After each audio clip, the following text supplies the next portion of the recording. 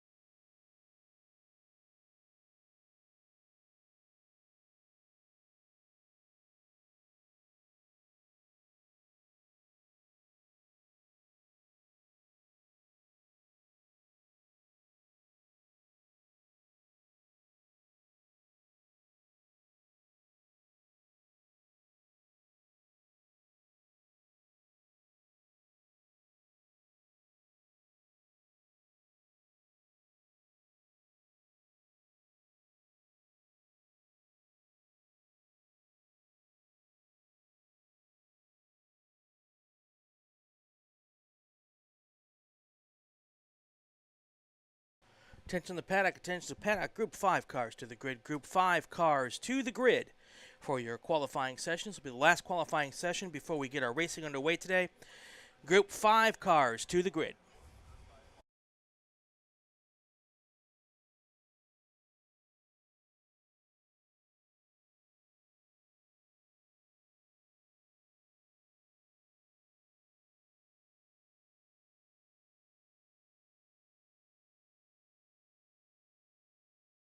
Doing photos and videos today. So if you would like some photos of your car, if you would like some photos of your buddy's car, if you would like some videos of you going through turns or anything else, please come into the cafeteria. We have 1-day packages. We also have 2-day packages. If you guys have any questions at all, my name is Berkeley. I will be the one running around with the Cali Photo t-shirt, taking photos of everybody. So if you see me, come on through. We'll be also uploading the first set of photos from on track at lunch. So we will be seeing you then.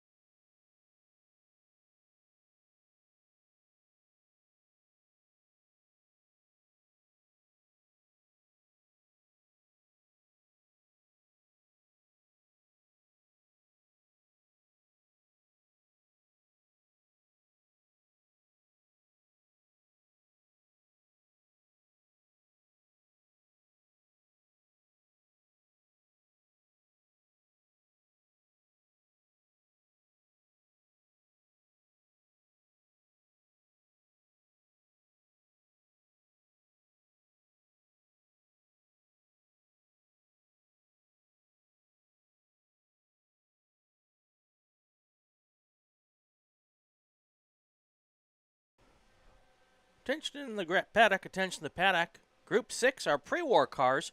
Your race will be up next. It'll be our first race of the day. Group 6, our pre-war cars will be coming up next. And we're looking forward to that as well. So Group 6 cars, you should be ready. At the end of this session, you will be doing your race. We anticipate that getting underway around 11:45.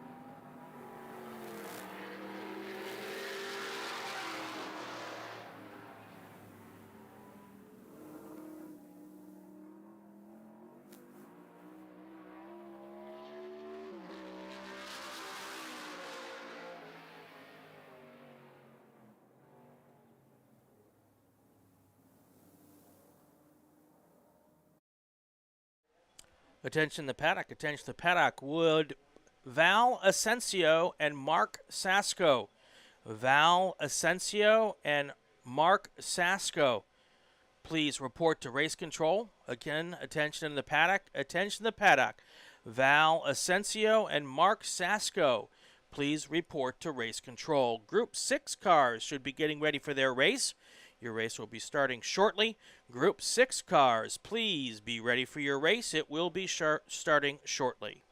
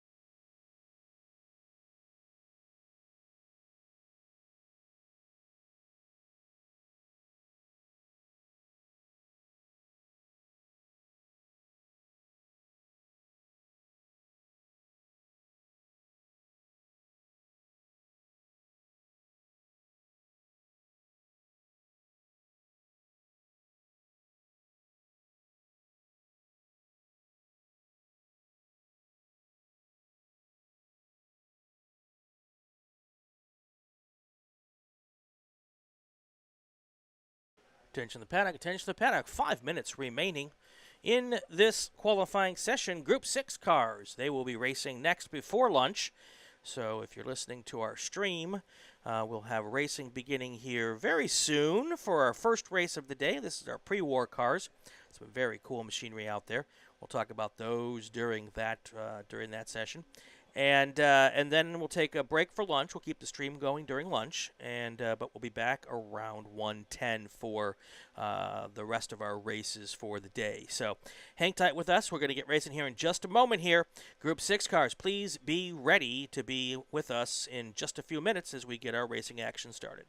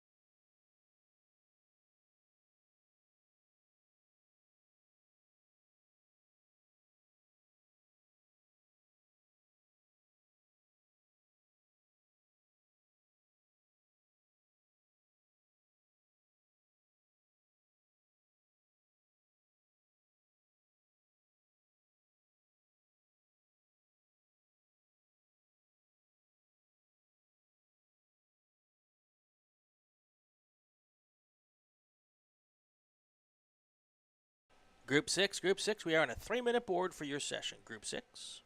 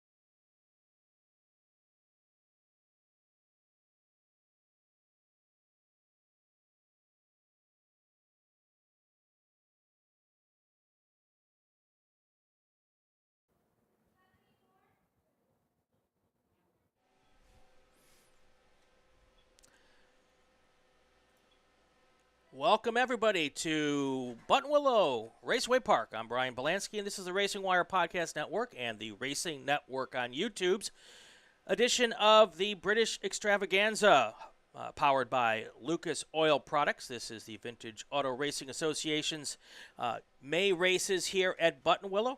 I'm Brian Polanski. We are getting our action underway today with our pre-war cars. All of these cars are, as we said yesterday, they are from pre-World War I, and I think there might be one during World War I, but we're going to talk about that a little bit here as well.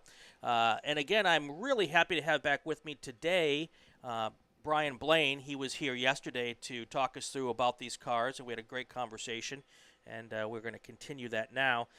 We've got about a 20-minute session. Yesterday, these cars had a little shorter session because late in the day we had some cleanups throughout the day, and the schedule was compressed for the last couple of races. But when you're the first race of the day, that typically does not happen. So we will get a chance to head out and check out all these cars for the next 20 minutes or so.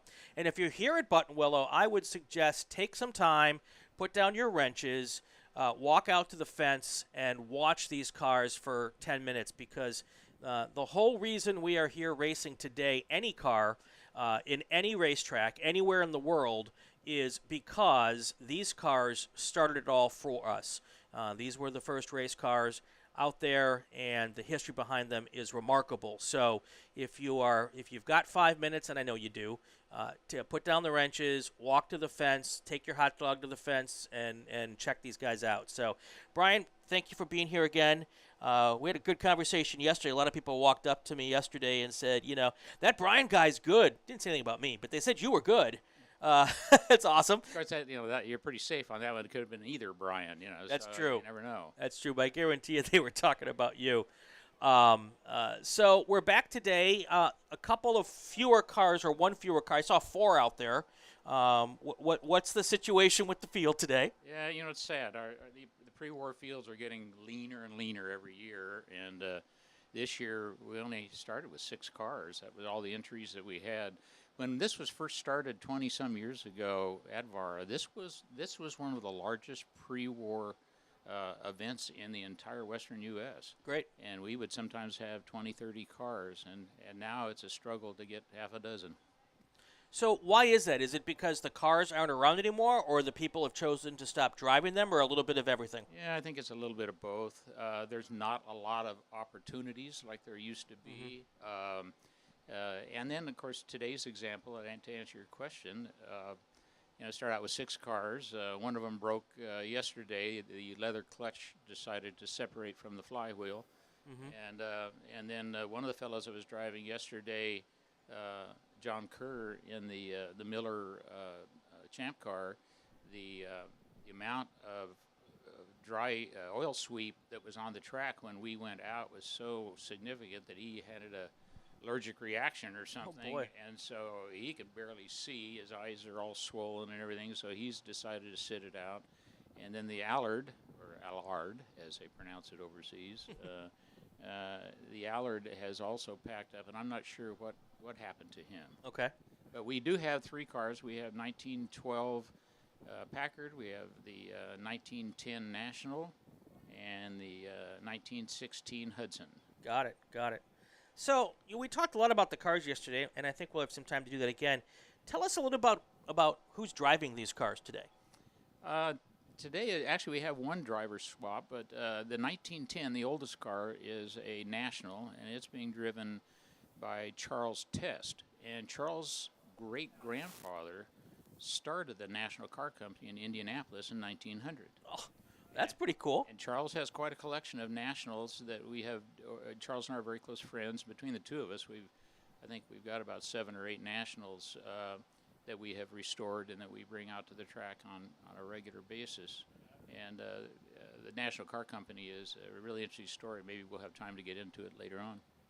Definitely, and if we don't, we should spend some time and do another podcast, and really, get into that, because I went through college as a history major, and I love the history of motorsports, and I don't know that I can call myself a motorsports historian, but I do really pay attention, and I love reading the books about it and going to the museums and all that kind of stuff. Had one car looked like he or she went a little hot into turn 1 and had to slow down and back out of it. You said, though, that these cars weren't made to be on asphalt, so just going through the corners here, even at the slower speeds that these cars are doing, can be difficult, right? Yeah, the biggest difference from these and the modern cars that we're all accustomed to is the brakes are just horrible. In fact, as I'm training drivers, I tell them, you don't stop these, you don't avoid an accident in these cars by stepping on the brakes. Okay. You stop with your steering wheel. You got 18 inches of ground clearance. You got skinny tires. You can probably drive on any terrain that is available. If you got an issue, just turn and go around it. Yeah. And so that's usually what ends up happening is you'll see the cars, somebody all of a sudden in front of them does something unpredictable, and they'll just turn and go off the track and then go back on again. Right. And especially here, there's nothing to hit if you drive off the just off the pavement. It's dusty and dirty, but it's flat and not terribly bumpy. So that is probably the best escape route, right? Yeah, and they're only, all of these cars are rear brakes only. And okay. Those of you who wrench on cars know that leaves 75% of your braking with nothing there. Wow. They had not yet figured out how to make front brakes that would turn and also apply the brakes. And Got it. Okay. They're all rear brakes only, and in some cases they're metal to metal, which is not real effective. Right. They usually have an inner expanding brake shoe and exterior contracting brake shoe. So these cars out there today, are they on the track as they were prepared in 1911 or 1910, or have there been any upgrades for either you can't get the parts anymore or for safety purposes, or are these just like they were when they first hit the track?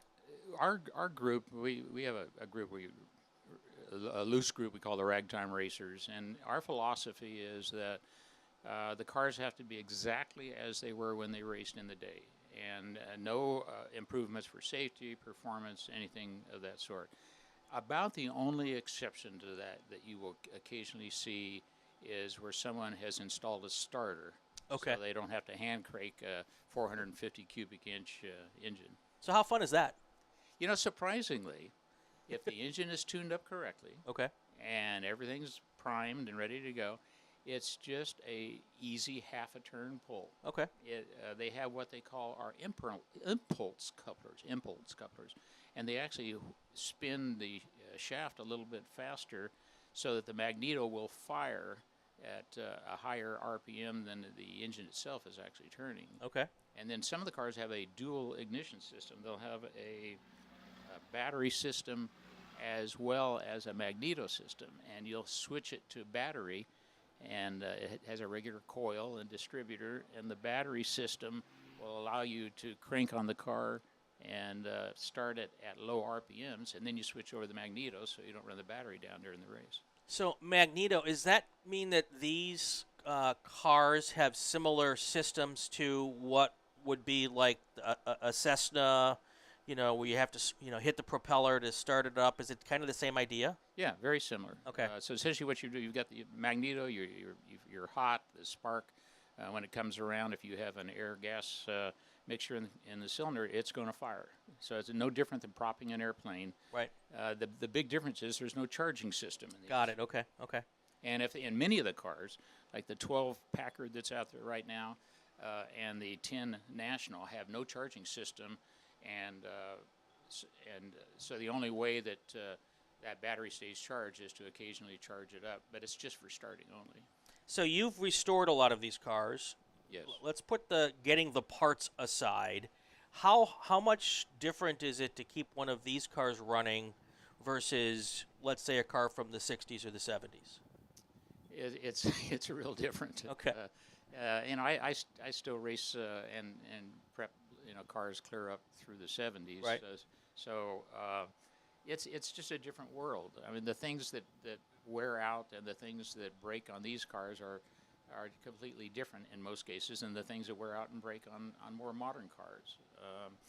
Part of it is because we don't have the G loads that we do. These skinny tires and lack of adhesion and lack of braking forces. The cars aren't subjected to the same types of G forces that the more modern cars are. So what is the situation as far as, back in the day, what were drivers wearing when they were driving these cars? It's interesting to look at the photos and you see these guys wearing suits and ties, and that, believe it or not, there were a lot of guys who raced in that type of thing. But the common race attire was coveralls, overalls. Then you would have either leggings, which would wrap around the bottom of the calf of your leg to keep the wind and the dirt and everything from blowing up your pant leg, and then usually boots of some sort or leather shoes, and then of course leather gloves. As far as face and head protection, leather helmet was the typical protection, and that wasn't for protection from hitting. That was just to keep the bugs and the dirt and stuff from hitting you on the head, and then goggles of some sort. And what are the drivers wearing today that in the cars as they're driving around today? I think we had a little confusion. Sometimes we get a waiver and we're able to run period clothing. Okay. And Jeanette had trouble getting the information back from the insurance company, so we didn't know about it until yesterday that we could have been running them. Oh, okay. You see, like the number 6 car, which is going by right now, they're wearing period coveralls, and then the number 16 car behind them, they're wearing period coveralls. One of them has a hard helmet, and the other one has a leather helmet. And then the number 21 car, the Hudson's going by, they're in appears to be period coveralls, but with a hard helmet. So there's a riding mechanic. Is that today? Well, what did the riding mechanic do back in the day? Let's start with that. Well, the riding mechanic had a number of duties. One of them, and probably the most important one, since you have no electrical system, you have no way of pressurizing fuel and getting it to the carburetors. Sure. So the way you did that is you would pump air into the fuel tank and the oil tank. Okay.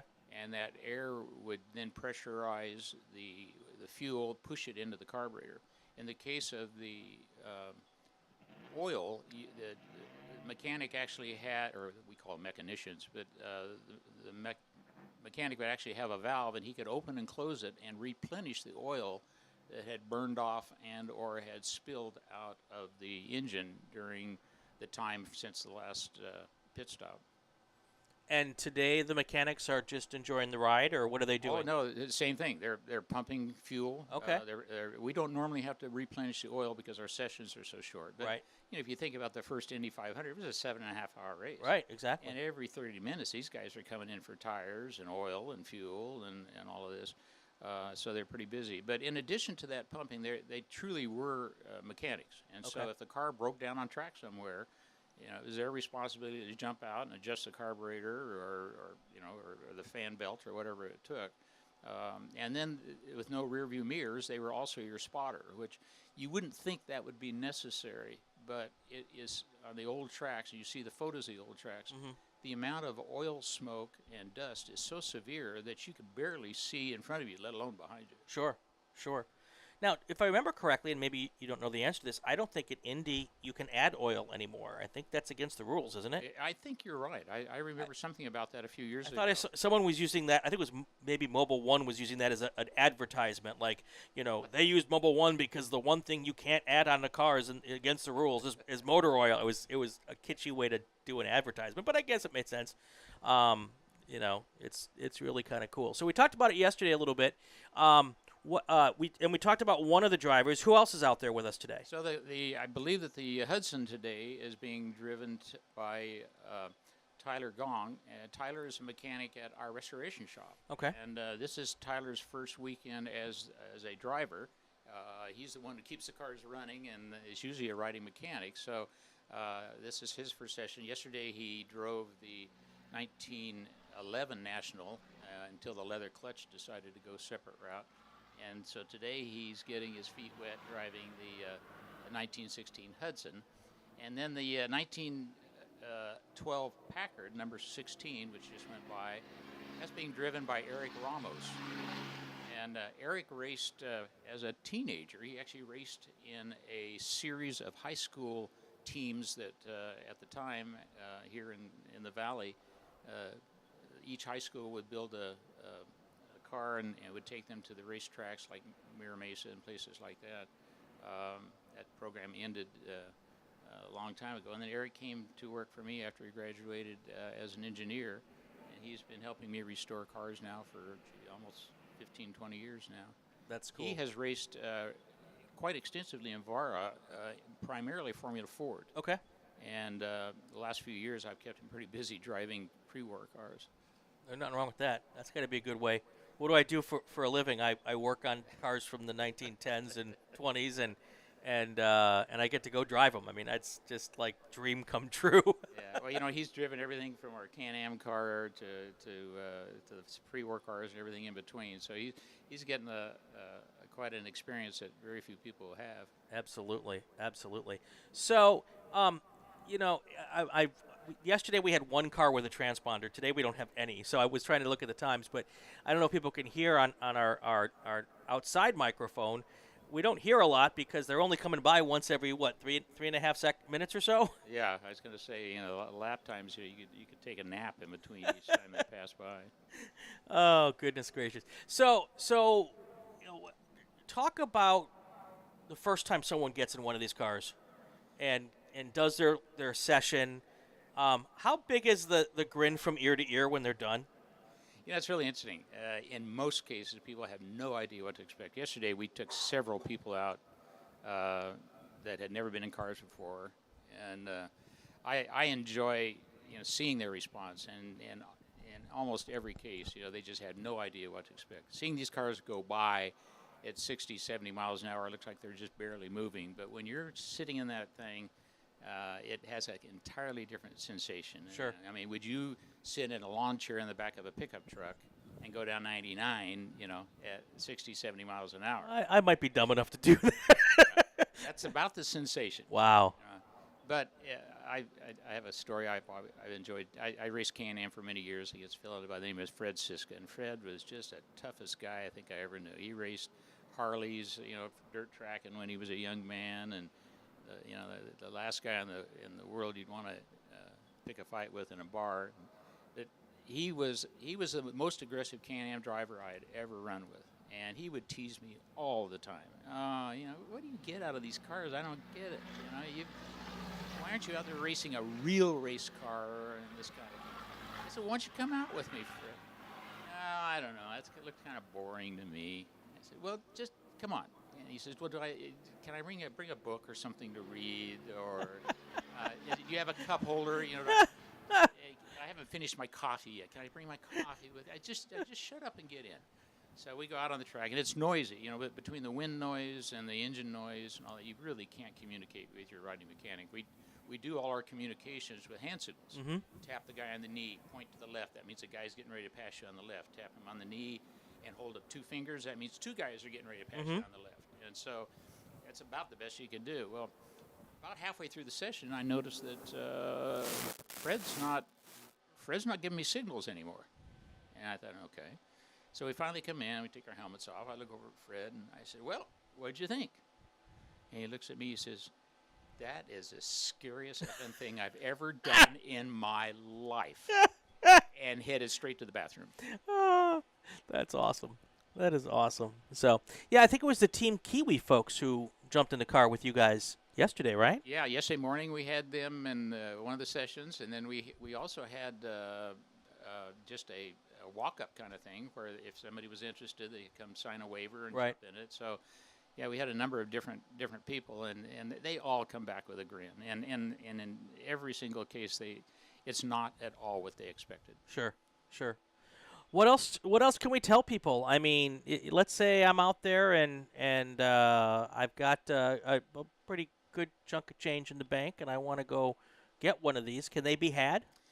They can. There's not a lot of them around. You know, World War I was unique in a way because anything that survived World War I that didn't get repurposed ended up in scrap piles for World War II. Sure. And most of the cars that you find, if it's an unrestored car, is a car that has been repurposed.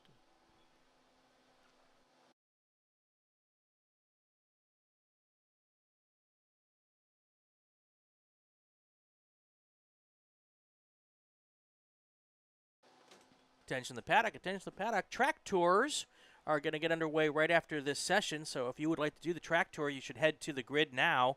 If you're going to do the track tour, head to the grid now.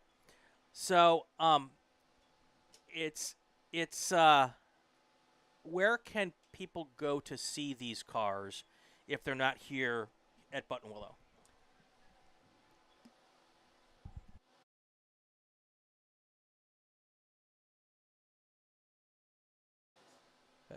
Attention the paddock. Let me make a correction. It's not for anybody who wants to go on the track today.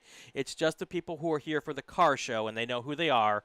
So don't get in your Honda Fit and head over to the grid. It's just for the car show people who've already signed up. You know who you are. If you're part of the track tours, head on out for that. So, okay, sorry. If we want to go see these. Well, you know, the best place to see them is obviously at the tracks when they're racing because there's nothing. I mean, these are in there's cars like this in museums all around the world.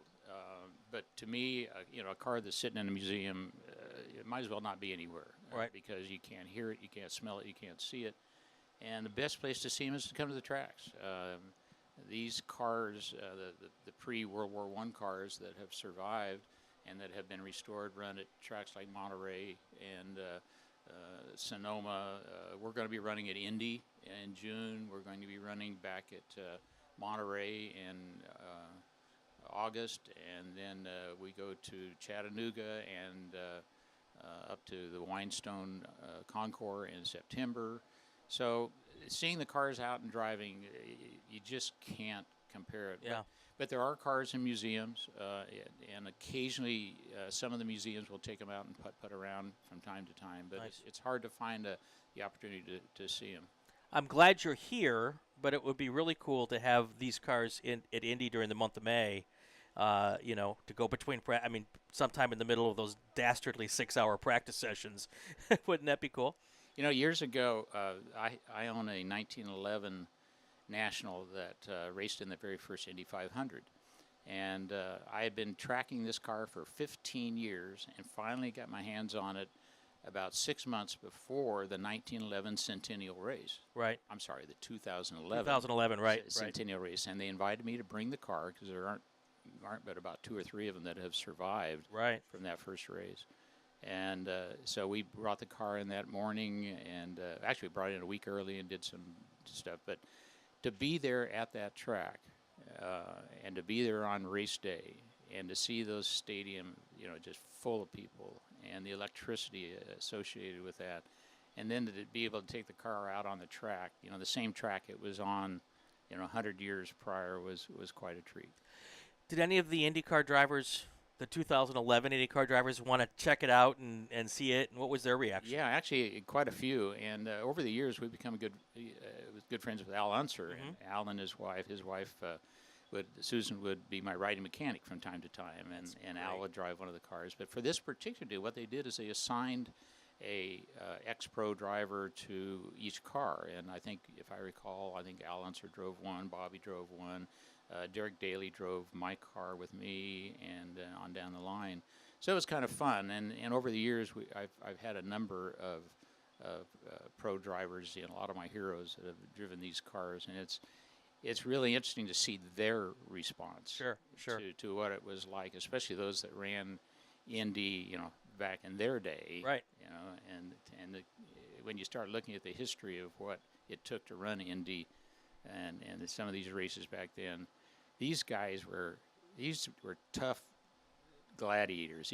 They were kids, grew up on the farm, chopped wood with an axe, and to be able to endure physically what they did, you had to be not only brave as hell, but you had to be one tough guy. Absolutely. Brian, thank you.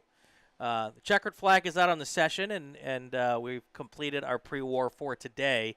And I look forward to having you guys out here whenever you come out next. And the invitation always stands. Come on up to the booth, and I'd love to continue that conversation. Well, thank you very much. I appreciate it. All right, that's going to do it for our pre-war race. We're going to put the stream on hold here for a little bit, and then we'll be back around 1:10, I believe, for the start of race number 1 for today, or race group number 1, our second race of the day.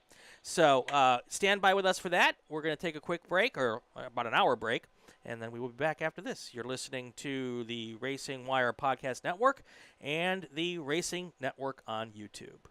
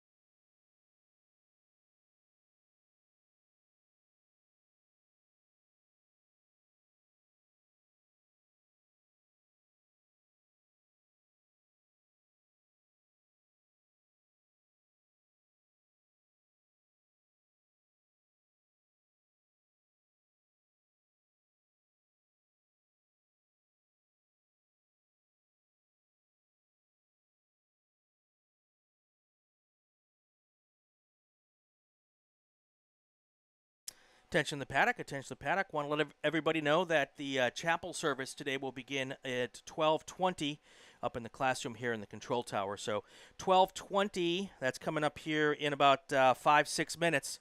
Come on up to the control tower, and the classroom up here is going to be the location for today's chapel service.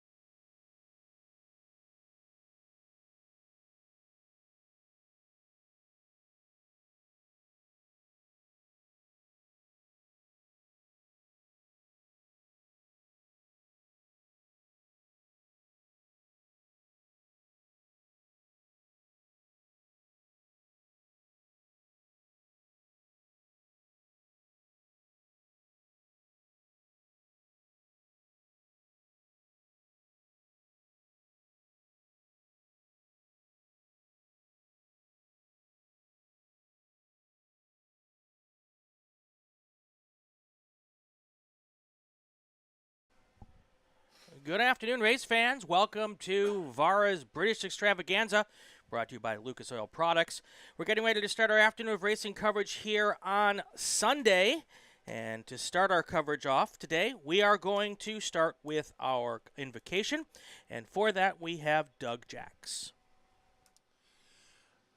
Please pray with me.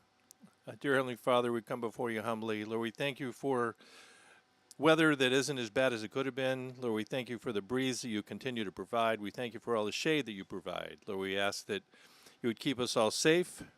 Lord, that we would load our cars as we brought them here. Lord, that we would remember that you are in control and that this is just fun that you've allowed us to have. Lord, we just ask for your blessing on each of us. In Jesus' name, amen. Thank you, Doug. Now time for our national anthem. Please stand if you are able and remove your covers. To sing our national anthem today is Patrick M.G. Oh, say, can you see by the dawn's early light what so proudly we hailed at the twilight's last gleaming, whose broad stripes and bright stars through the perilous fight o'er the ramparts we watched were so gallantly streaming, and the rocket's red glare, the bombs bursting in air, gave proof through the night that our flag was still there. Oh, say, does that star-spangled banner yet wave o'er the land of the free and the home of the brave? All right. Thank you very much, Patrick. Thank you. And we appreciate everyone here being here this weekend. We're about to get ready to start our racing action.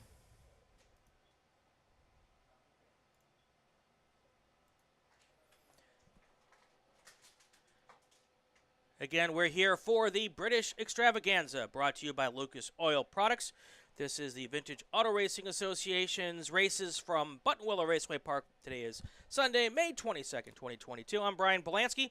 We'll have your coverage for you all weekend long here.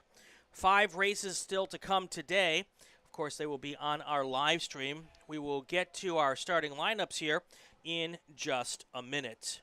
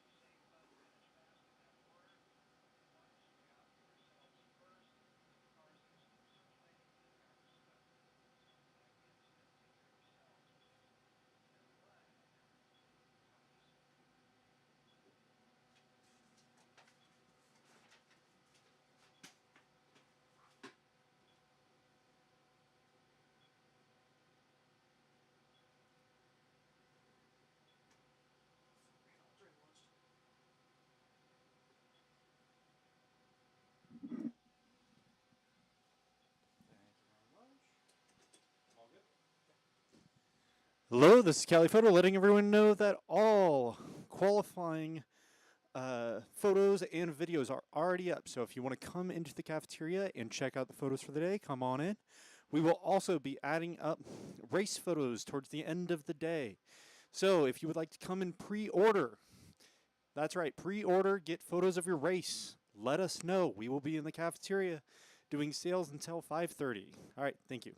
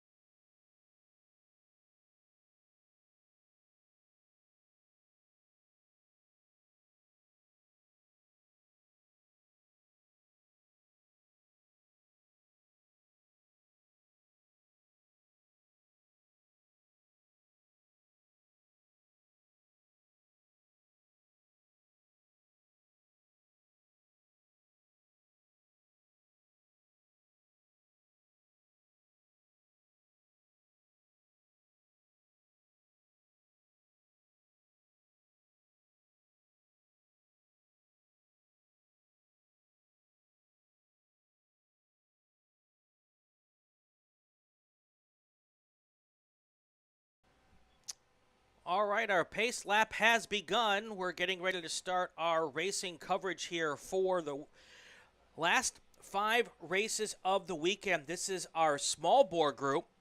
This is our, I think this is pretty much our largest race group for the weekend here.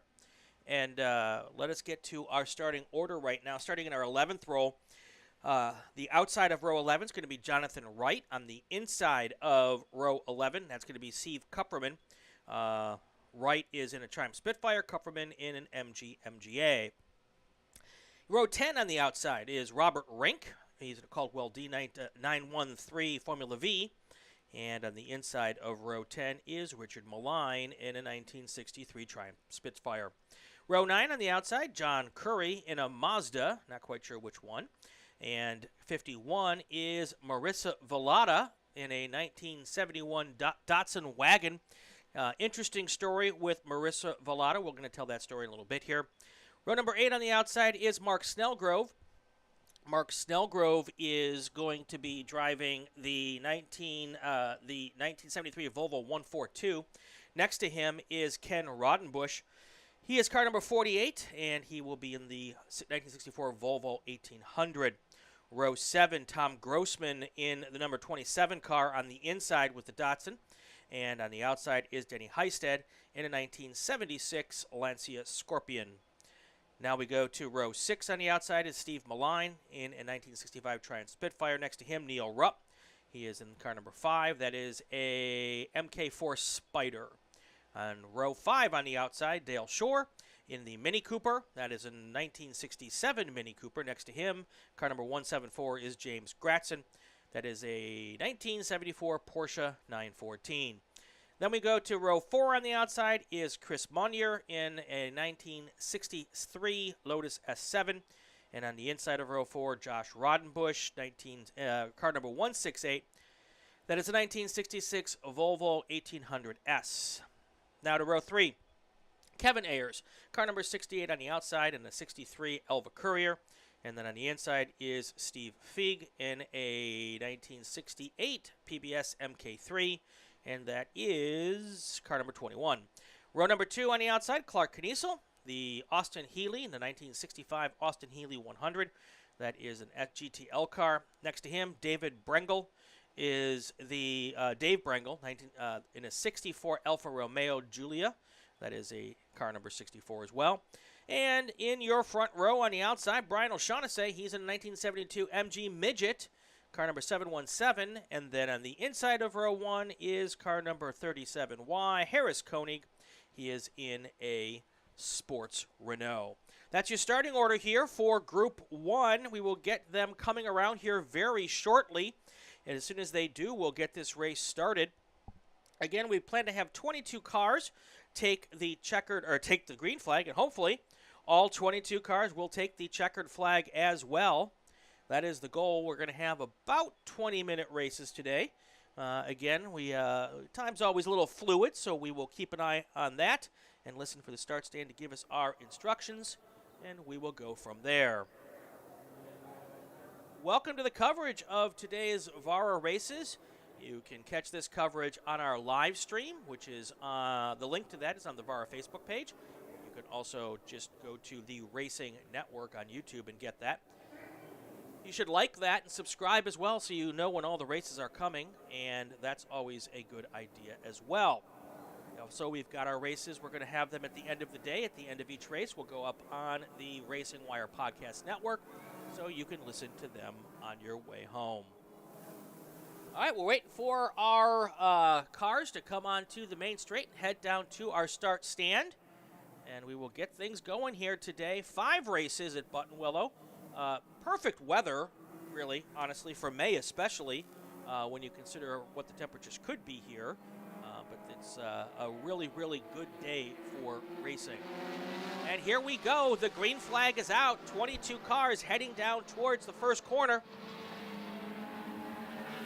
We will take a look to see if there's any dust clouds. Dust clouds means trouble. So far, so good. The first half of the pack makes it through the first corner just fine. Watching the second half of the pack try to do the same. So far, so good. As they negotiate the first couple of turns, we'll try to see if we can pick out from a distance who is the leader. It looks like the leader is going to be Brian O'Shaughnessy, possibly, with Harris Koenig in second.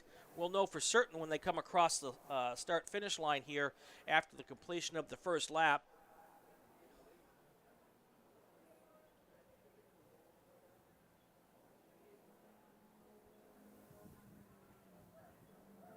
Well, I don't think that's Brian O'Shaughnessy because I don't know that he took the green flag with us today. So we'll see who that was.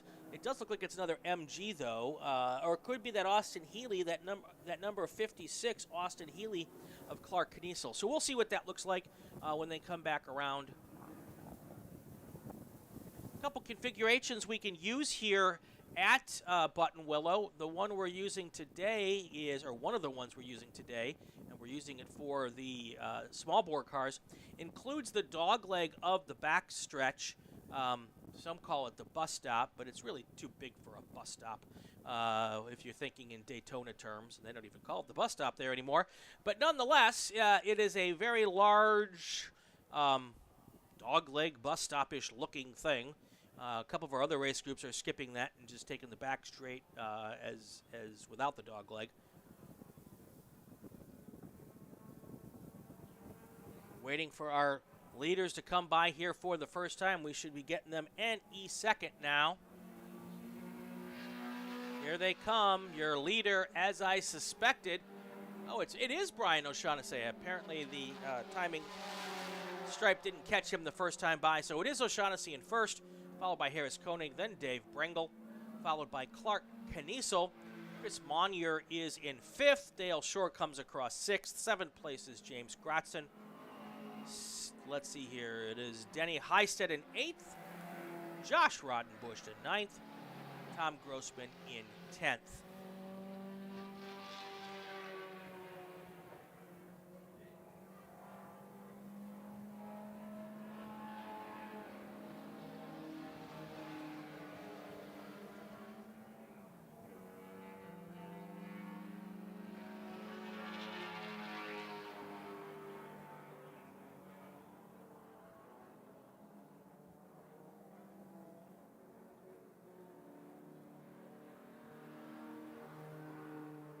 Some interesting cars in this group. We've got the 27 car. That's Tom Grossman. He is in 10th place at the end of the first lap. That's a C sedan Datsun 1200. The Grossmans have owned that car since '84. It's been racing since '89. They call it Pokey. That's because when they bought it, there was a Pokey toy figure in the car when they got it. That is, of course, Gumby's sidekick. On the side of the car, there's some Italian. If you can't translate, I'll do it for you. It says, it translates to faster than a set of bleachers. Apparently, a spectator talked about how slow that car was, and Tom's response says, well, it's faster than a set of bleachers. I love that. Anyway, and the car number 27, apparently that car is a little slippery on the racetrack. Likes to do a little drifting. And someone suggested that it looked like it was being driven by Villeneuve, so they picked car number 27. Lots of really cool history behind the cars and the drivers in VARA. We love to share it with you whenever we can. Here comes O'Shaughnessy across the line for the second time. He has now opened up a 4.2 second lead over Harris Koenig in that Sports Renault. For those of you not familiar with the Sports Renault, that is a car I am intimately familiar with. It's actually the first car I did my driver's school in. And that car, when it first came out, was a 1.8-liter Renault-powered motor with a Renault transmission. Purpose-built by the Sports Car Club of America, and it's a single-spec class. And now it's been upgraded a couple of times. Now they're on the third generation of that, and it's no longer Renault-powered because Renault doesn't make those motors anymore.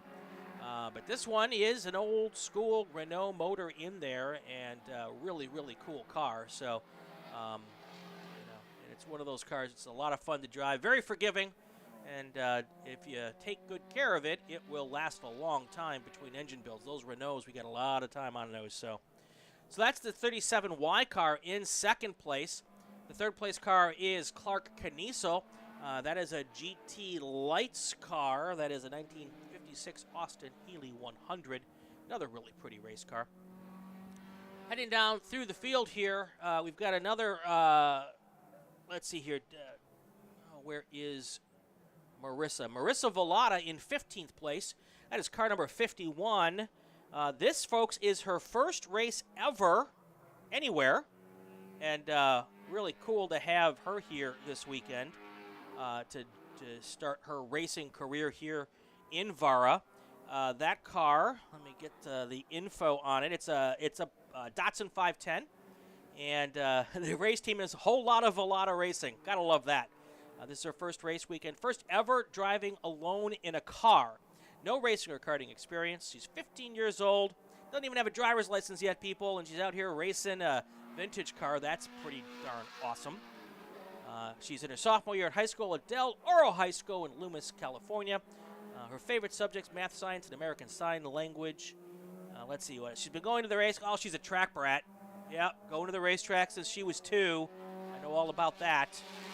Hanging around VARA camp with her dad, who also races. Anyway, the car she's driving, they've numbered it 51 this weekend in remembrance of a dear family friend, Lawrence Dunnigan. He had a VW Rabbit that he raced, and his car number was 51. And they share a birthday. Marissa and Lawrence shared a birthday, and she wanted to have the car number 51 on the car to honor him when she drove it, and that's exactly what's happening today. So welcome, Marissa Volata, to VARA, to your first race weekend. She's running in 15th, and that is a good showing for your first time out, and we really look forward to watching the next generation of vintage racers here, and that is some good stuff. So going back to the top of our running order right now, it is still Brian O'Shaughnessy in first place. He has opened up a 6.6 second lead over Harris Koenig in that Sports Renault. Clark Caniso, Brengel, Monier, Dale Shore, James Grotzen. That's positions 2 through 7 there. Not a whole lot of change in the running order there in the last couple of laps. We've got 3 complete. We're working lap 4 right now. Lots of good stuff going on. Looks like some of the best track action right now is the race for 5th place, and that's between Chris Monier and Dale Shore. 1.5 seconds separates them. We're at the halfway point in this race. Let's give you a full field rundown here at the halfway point. Your leader, Brian O'Shaughnessy. Second place, Harris Koenig. Third place is Clark Kniesel. Fourth, Dave Brengel. Fifth through 10th, you've got Chris Monier, Dale Shore, James Gratzen, Josh Rodenbush, Rory Reinbold. Denny Heisted's in 10th. We're going to tell you a little bit about him and his car here in just a minute. 11th through 15th, Steve Maline, Tom Grossman, Ken Rodenbush, Mark Snellgrove, and as we just talked about, Marissa Vallada is in 15th. Jonathan Wright is 16th. 17th place is Richard Maline. Robert Rinnick is in 18th. And then 19th through 21st, we have Steve Kupferman. Steve Kupferman's in 21st. There's your full field rundown at the halfway point, brought to you by the RacingWire Podcast Network. I mentioned a little bit ago that I want to tell you a little bit more about the car in 10th place. That is Denny Heisted. He is driving car number 83 today. That is a 1976 Lancia Monte Carlo Scorpion. It was originally an SCCA race winner in the early 90s when it was red. I think it still is red. Then it left the desert for almost 30 years. 3 years ago, it was dug out of somewhere by Denny Heisted. And Eddie Tuazen, I probably butchered your name, Eddie. I apologize. They rebuilt the car back to modern specs, and now it is in. I guess this would be probably its 6th race, maybe. Last time it was in its 5th race. I don't know if they've raced between now and the last race we did up at Willow Springs. But anyway, so this car is still very much in development. Right now, Heisted's running in 10th place. His fast lap today so far a 2:20.945. So just still working on that car, and very, very cool, though, to have that car be brought back from the brink and put on the racetrack here. Just watched Marissa cross the start-finish line in that Datsun station wagon. Now, if you go out to the fence and check it out, that's a legit station wagon, folks. Tons of fun watching that thing tool around here this weekend. So let's take a look back up front. So far, no changes. O'Shaughnessy, Koenig, Kniesel, Brengel, and Monier are your race leaders.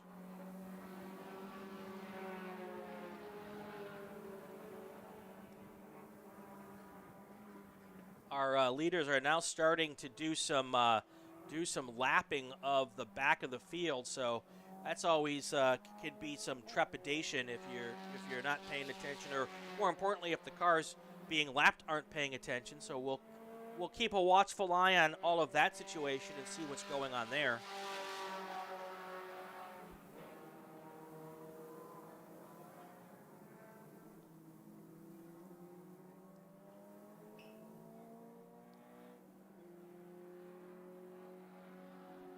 Yeah, Brian O'Shaughnessy's been out front in several sessions this weekend.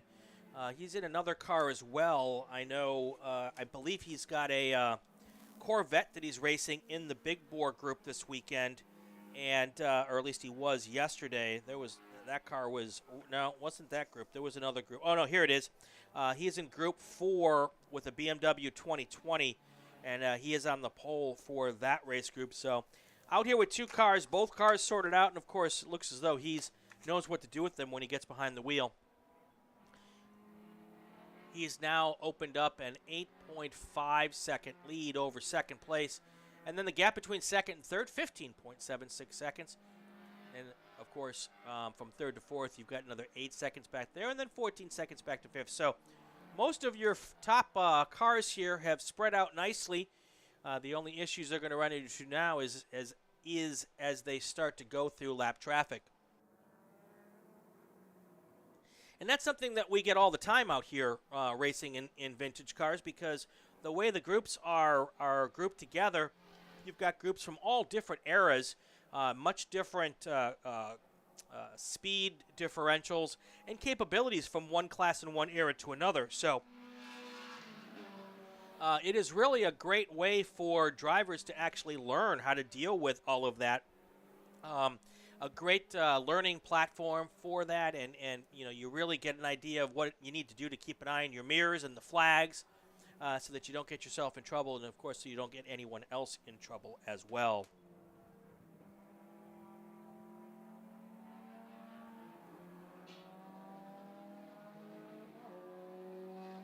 you're watching our race stream on YouTube, a couple upgrades you'll see today from yesterday. We've got the timing and scoring up there, so we can see the first couple of cars there. I think it's the top 8 that we can see. If I take a second here, I can scroll through a little bit for you as well, so you can see the running order here a little further down as we scroll through. I probably should have done this when I did the full field running order. That would have made more sense, wouldn't it have? But anyway, here's how they stand right now. We can see that Jonathan Wright has moved up to 15th place, with Marissa Vallada dropping down to 16th.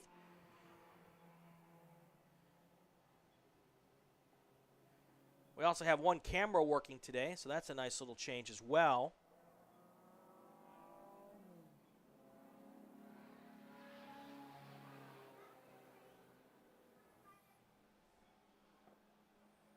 That lead now for Brian O'Shaughnessy is 9 seconds. I suspect it'll be probably 12 or 13 before all is said and done here, as long as nothing out of the ordinary happens here.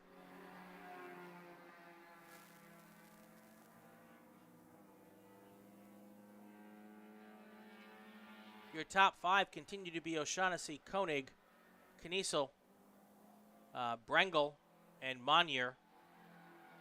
6th through 10th, Shore, Gratzen, Rodenbush, Reinbold, and Heisted. I don't believe any of those positions have changed in the last few laps. Just hearing from our starters that there are 2 to go. Next time the leader goes past the start-finish line, he will be displayed the white flag signifying the final lap of our race here. Race 1 will be in the books. Race 2, Group 2, you should be heading to the grid now. Group 2 to the grid. This is our winged group. So you've got our winged open wheel cars, Formula 1 cars, Formula Continental cars, C Sports racers, S2000s, Super Vs, and World Sports racers. That's going to be the next race coming up, folks. Don't want to miss that. So we're going to catch that race in just a few minutes. So Group 2 cars, you should be heading to the grid now. There's only 2 laps to go in this race. Group 2 cars to the grid.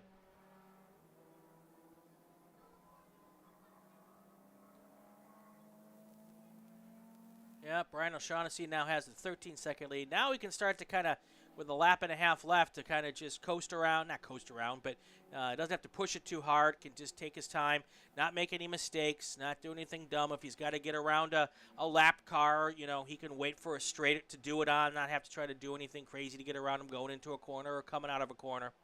So that's a good thing for him. Closest battle on the track right now, the battle for 6th place, Dale Shore in the 20 car, James Gratzen in the 174 car. 1.3 seconds is the difference between those 2 cars last time by. So that is probably our closest battle so far at this moment. Getting ready to see O'Shaughnessy come down here for the second to last time. When he does, our starter will pull out that white flag and wave it at him.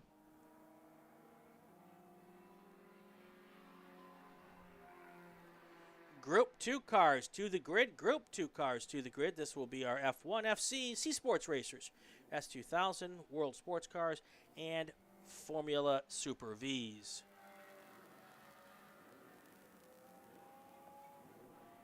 All right, here comes the white flag for Brian O'Shaughnessy. He has got about 2.6 miles to go.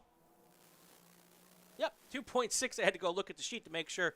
Each configuration is slightly different, so this one 2.6 miles to go. Now he's probably got about 2 miles to go before he can take a checkered flag here and claim his trophy in race Group 1. That, of course, is if nothing happens between now and that start-finish line. You know, lots of things. You can have a flat tire. Anything can happen. Let's not think for the best. I don't want to put the announcer's curse on him. 717 is Brian O'Shaughnessy. He is your leader right now. Harris Koenig is in second, Clark Kniesel third, David Brengel fourth, and Chris Monier is fifth. Here they come.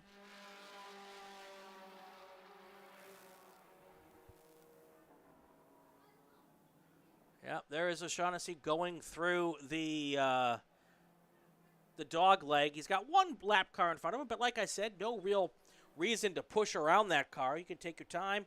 He doesn't even have to pass that car, but he did going into Riverside. Now he's got clear track basically all the way now around until he gets to the start stand for that final time.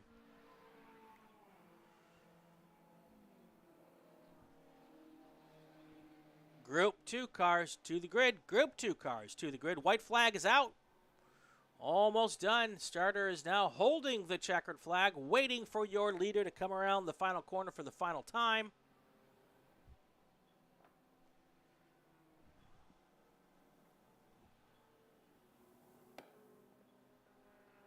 And we wait with him, with them. It should be any second now. This is the portion of the racetrack that I can't see from the announce booth because we have some beautiful trees here at Buttonwillow, and you just can't see them. There is the checkered flag out. Here comes the MG Midget of Brian O'Shaughnessy crossing the start-finish line. He will be your race winner. Not far behind, I'm sure, will be Harris Koenig. We will wait for him to cross, and we will check that out. Here he comes. There's your second place car. Your third place car, if nothing has changed, will be Clark Kniesel.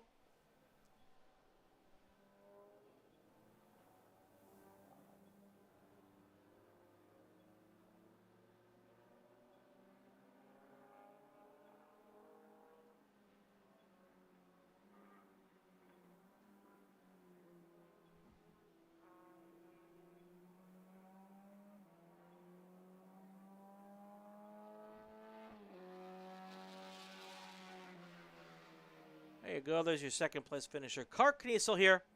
And we're going to let a few more cars cross the start-finish line, and then we will give you our final rundown here, the provisional results from race group number 1. Race group 2, you should be heading to the grid now. Race group 2, head to the grid now. I'm sure we're going to go on a 5-minute board pretty quickly here. I only see 3 cars on the grid. We'll need to see a few more. Race group 2 to the grid.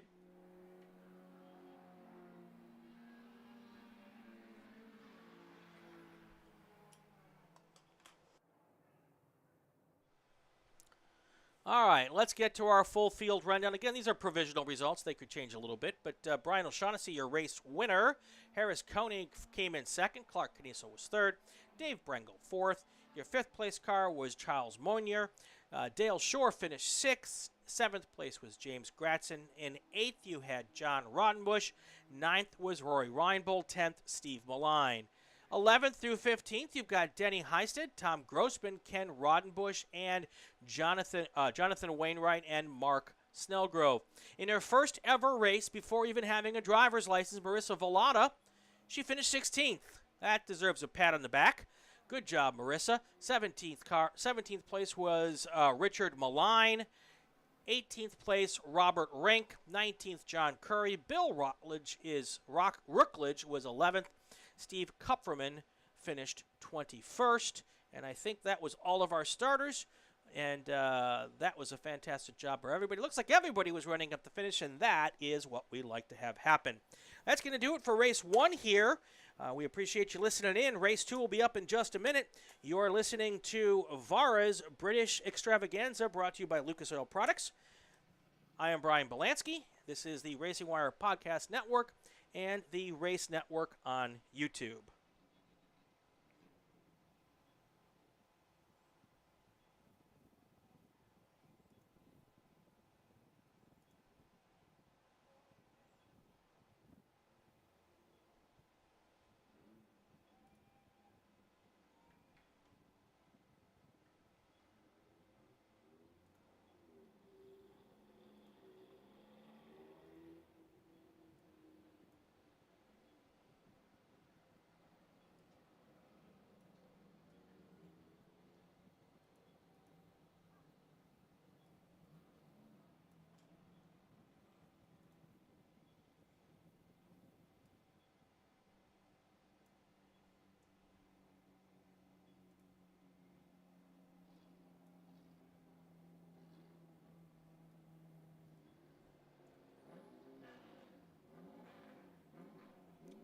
Race Group 2 to the grid. Race Group 2 to the grid.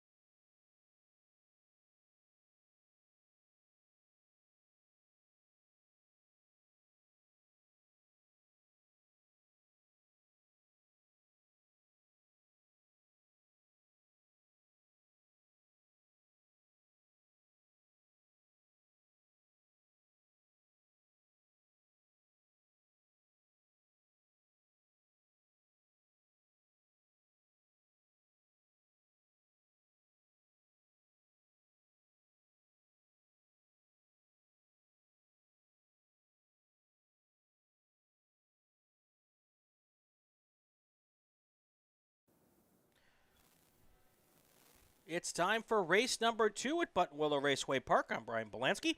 These are the VARA British Extravaganza races brought to us by Lucas Oil Products. Group 2 is our winged, slicked, open wheel cars. So we've got a Formula 5000, we've got a Super V, an F1 car, really cool group of cars here this weekend. Let's go through our starting lineup here. Your starter in the 5th row is John Adams. That is a Toyota World Sports racer. He is from San Ynez, California. Row 4 on the outside is Don Sauersig. He is in a Swift DB2 Sports 2000. Next to him, Jerry Kehoe, car number 5. That is a Formula 1 car. That's a March 87B. I believe that's a BMW powered car. That one's actually pretty cool to go. I mean, they're all pretty cool to look at, but that one's, if you get a chance to stop by and see that, that's a great looking car. Santa Rosa, California. That's where Jerry Kehoe's from. 3rd row is on the outside, Robert Levinson. He is in a Swift D2. That is an S2 car. Next to him on the inside is Troy Tinsley. That's also a Sports 2000, a Lola. Row 2 on the outside is John Wilkins. That is in a Taiga Sports 2000 car. He's from Glendale. On the inside is Paul Lissick. That is the Super V that ran really well yesterday. That's a 1985 Ralt RT5 from Tehachapi. Then we got to go to row 1 on the inside. Rupert Bragg Smith. That is a Lola 492 C Sports racer. That car also very fast yesterday. He was up front most of the day. And then, of course, your pole sitter is car number 25, Paul Kuhl. That is a Formula 5000 car. That is a 1981 March 81A from Vista. This will be our fastest class of the weekend. We just got done with our largest class race of the weekend. This should be our fastest race of the weekend. These cars, they know how to get around the racetrack pretty well here. So we'll keep an eye on all of that as the day goes on. Lights are out on the pace car. They should be coming around any second here.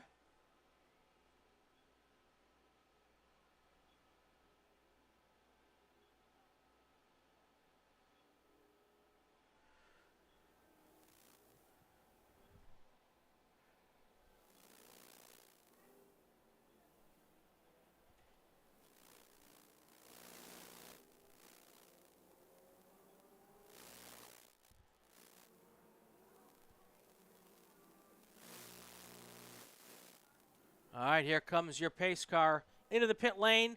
Your leaders now onto the front straight. We'll see if they're lined up well enough for the starter to like things. And if they do, we'll see a green flag here. And that is exactly what we get. Here they go, heading down towards the first corner. That Formula 5000 car jumps out to an early lead. That would be the, which one is that? That's Paul Kuhl.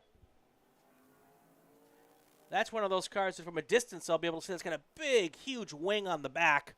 You can see that from about 6 miles away. Waiting for them to come back out of the first set of corners and get back into my view here. That does look like Paul Kuhl has kept the lead here. I'm pretty certain that's Rupert Bragg Smith in second, although that car's closing in on your race leader, as we keep an eye here as they come now through the grapevine section of our track here. This group is not using the bus stop or whatever we call that thing here. And that Formula 5000 car in a straight line is fast. The S2000 car, the C Sports Racer in the corners is fast. So that's kind of what we're dealing with here. You've got one car that makes its speed in a straight line. You got a second car that makes its speed in the corners. And that will make for an interesting couple of minutes here. When they come by, we'll give you an idea of how things have shaken out here on the first lap.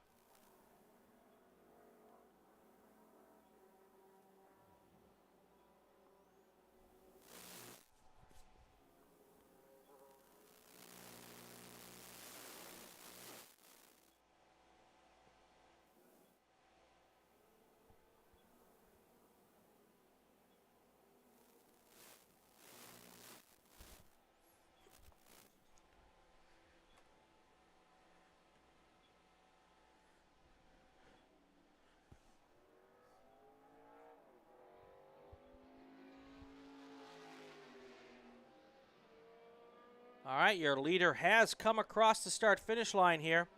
Paul Kulig is your race leader. Paul Lissick is second.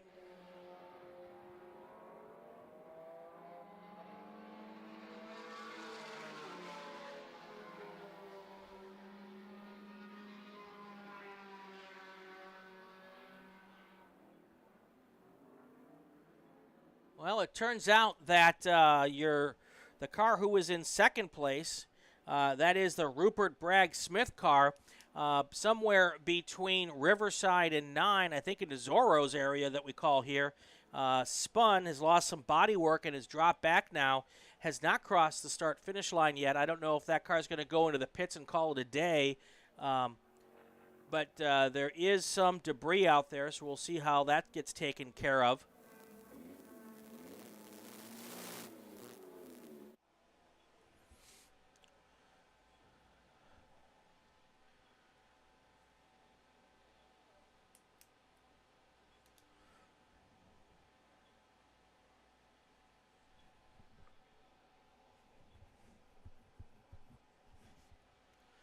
All right, it looks like our rescue crew is going to run out there and grab that piece of bodywork and get it out of the way. That hopefully will be able to be done under a local yellow. That's the second time I've done that this weekend. So the beneficiary of that, of course, is Paul Lissick. He was your third-place car for the first part of that lap. He is now in second, and all of the other cars behind have moved up.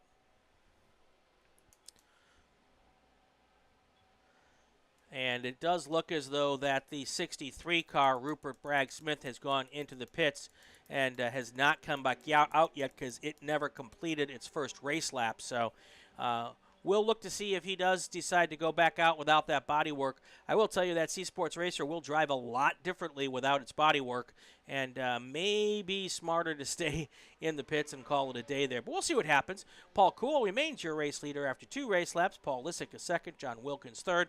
Troy Tinsley is in fourth. Jerry Kehoe is in fifth.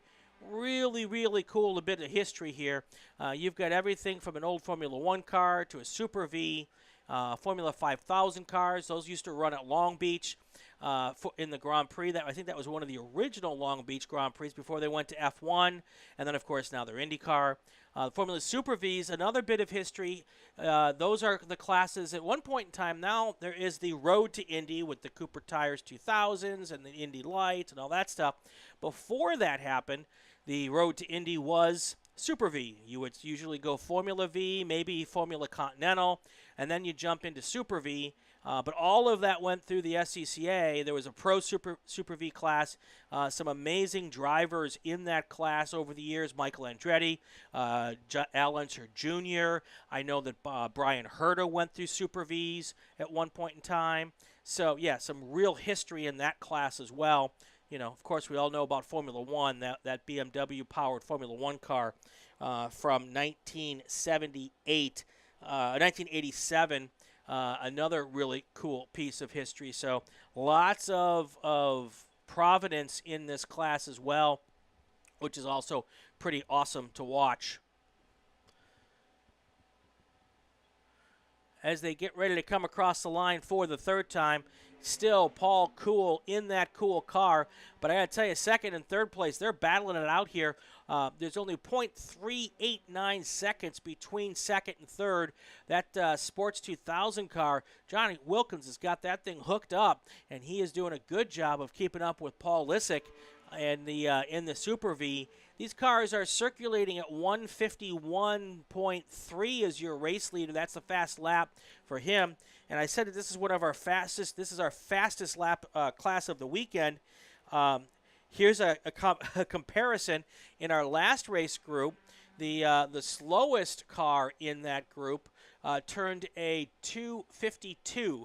So the cars in this class and in this race group are a full minute faster than the cars who are slowest in the group before.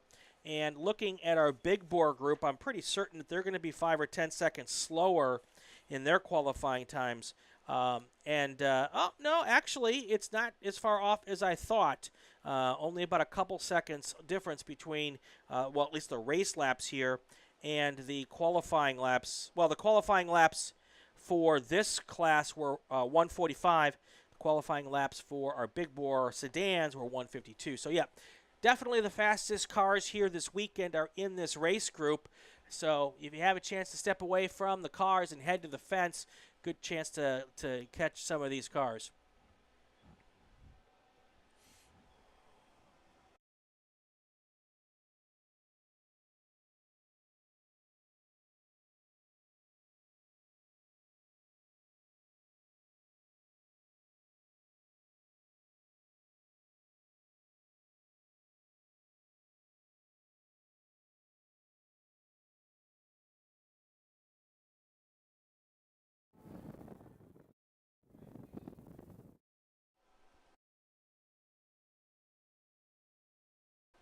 Another thing I want to keep an eye on, it looks as though, just from my eyeball sense, and I haven't been looking at the gaps, that the second place car seems to be creeping a little bit closer up to the first place car. So they're 1.7 seconds apart, still 0.7 of a second difference between, almost 0.8 between second and third.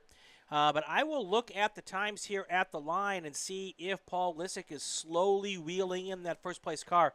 It does appear to be that way to me. But, of course, the stopwatch never lies, so I will take a look at that next time, and we will see what the case is. Again, right now, the last lap, the gap was 1.703 seconds, and once they cross the line here this next time, I will be able to take a look at that and tell you whether or not my spidey senses were accurate.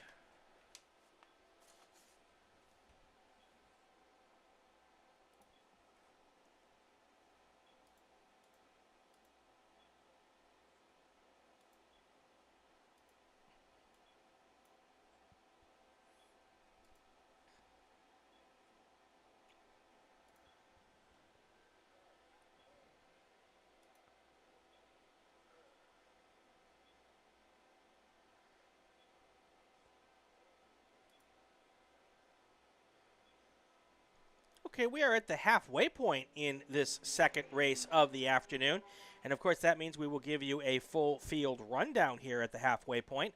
Let's start with our leaders, Paul Cool. And I was right, by the way. Paul Lissick is catching Paul Cool. The gap now between first and second is just a hair over a second. So the 07 car has taken another 0.7 of a second out of the lead of Paul Cool. So we'll keep watching that to see what happens here over the next couple of laps. Halfway point, though, Paul Cool's your leader. Second place is Paul Lissick. Third place is John Wilkins. In fourth, you've got Troy Tinsley. Jerry Kehoe is in fifth. Robert Levinson right now, sixth place. Your seventh place car, Don Sauersig. And in eighth place is John Adams. Rupert Bragg-Smith, who took the green flag, had an incident on the opening lap and has not come back out onto the track after coming into the pits. So that is your full field rundown at the halfway point. That is, of course, brought to you by RacingWire.info. So let's look at our wonderful sponsors here while we have an opportunity. These are the folks that help VARA bring these races on. Of course, this weekend is our title sponsor is Lucas Oil Products. We also would like to thank K&N Filters, Goodyear Tires, Trench Shoring Company, Speedwell, VP Racing Fuels, Galpin Motors, RacingJunk.com, Ed Pink Racing Engines, Palomar Solar and Roofing, Geo Sky Alert, Coast Fireplaces, Kability, Race Car Locators, and Galpin Autosports. If you stop by and use any of these folks, make sure you tell them you heard about them through VARA. That will certainly be a good thing for everybody involved. All right, there's your race leader again. Let's check the gap this time by, now the gap is widened out. Not quite sure if maybe there was a little hiccup there on the 07 car, but the gap between first and second last time by was just a little over 1 second. Now it's 2.2 seconds. So one or two things happened. Maybe there was a little bit of got loose or tight going into a corner, whatever the case may be on the 07 car. Or the 2.5 car looked in his rearview mirror and said, that car's getting way too big. I'm going to hit the gas a little bit harder. Actually, I really think it was the latter because that last lap was the fastest lap of the race for Paul Cool. That was a 1.46754. Like I said, folks, stopwatch doesn't lie. So So that is my unofficial data analysis, non-engineer's assessment of the situation.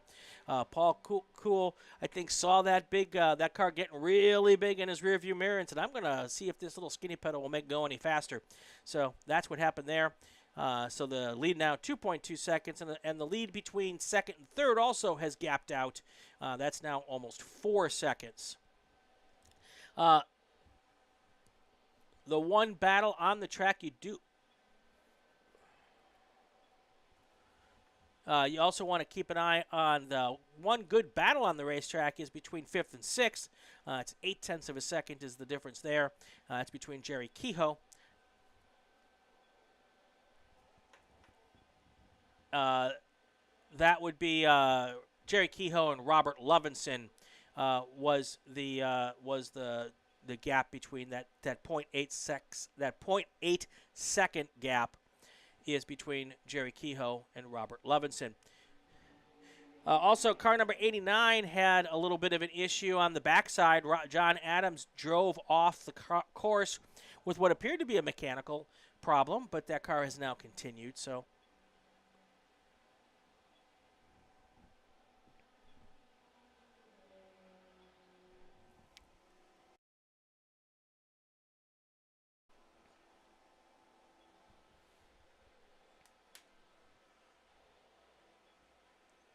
All right, we should be getting really close to our final laps here. Just waiting on the official word from our starters for that. Things have not changed up front very much here. I will say Paul Kulik is still your leader. Paul Lissick is still in second. John Wilkins continues to circulate in third. Those three cars are really not really close enough to be battling at the moment. It's now 2.5 seconds gap between first and second. Also had car 81. That was Don Sauerzig. Remember, he just had an off and on here coming out of the main straight. That's the number 81 car, but he has continued.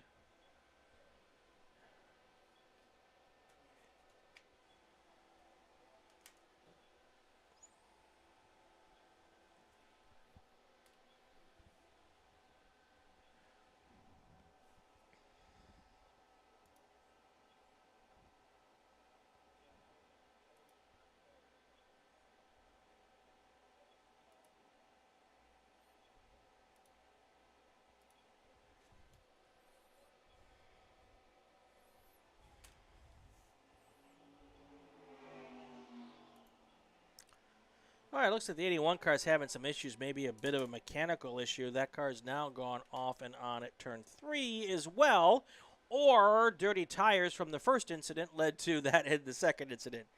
So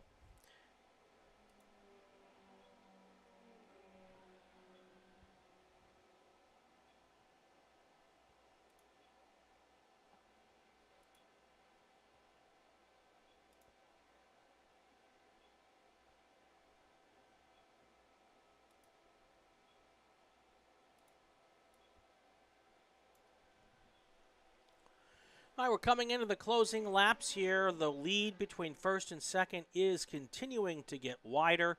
That lead now 3.6 seconds.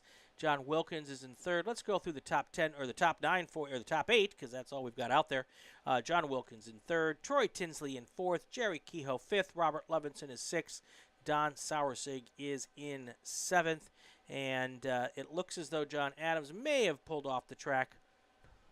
And the 81 car has also gone into the pits. That's the Don Sauerzig car. That's the one that had a couple of incidents here in this last couple of laps. So he has come in to have a discussion with his pit crew and probably the stewards, and then they'll head back out.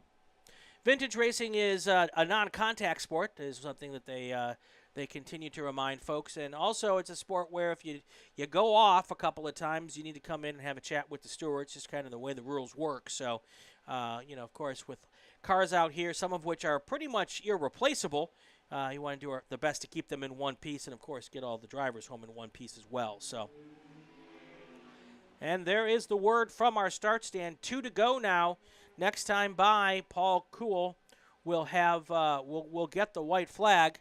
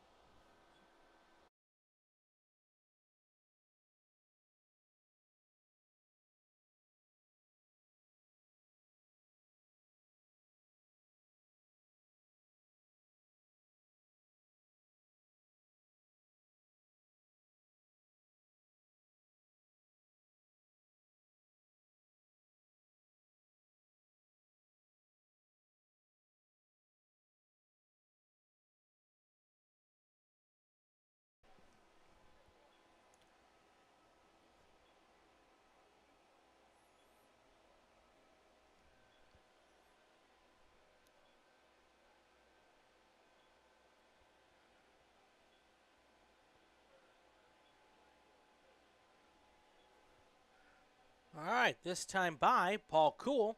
We'll see the white flag. Paul Lissick is in second, 4.2 seconds between first and second. The gap back to third place now, 15.6 seconds. A little closer than between third and fourth. That's 1.3 seconds. Then a big old 26-second gap between fourth and fifth. That would be Robert Lovinson in fifth. Then you've got Jerry Kehoe and Don Sauerseg. Here comes the white flag. It's out for Paul Cool. About another minute 50, he'll come around and look for the checkered flag. So we will keep an eye on that. That is the car with the big wing flying around here. Second place car is that Super V of Paul Lissick. That Super V is a 1985 Ralt RT5. The Formula 5000 is an 81 March. Ralt, Lola, March. I mean, those are swift. The cars in this group are pretty much the royalty of Formula racing here in the United States over the years. March, Lola, Ralt, Swift, all, not these cars exactly, but all manufacturers who built cars that went to the Indy 500 and raced in IndyCar and Champ Car. So lots of history behind those cars. I would love to know who drove them back in the day when they were first coming out. But right now, they're here and they're doing what they were made to do. They're on the racetrack. And I got to be telling you, I mean, 1:48, that's a pretty good lap time here. And they are not holding back. Paul Cool is your leader right now. Looking to see where he is on the track.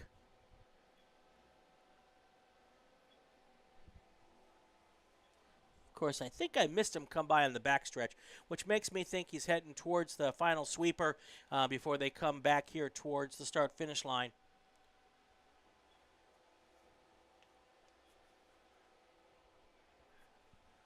All right, I've just heard from the corner workers. Our leader is through turn 10. Just a few more corners to go. Here comes the checkered flag. Here comes your leader, and here comes your race winner. Paul Cool will win race number 2, the podium on race number 2. Second place car is going to be Paul Lissick. And in just a few seconds, I'm pretty sure I will say and tell you that John Wilkins will be your third place car.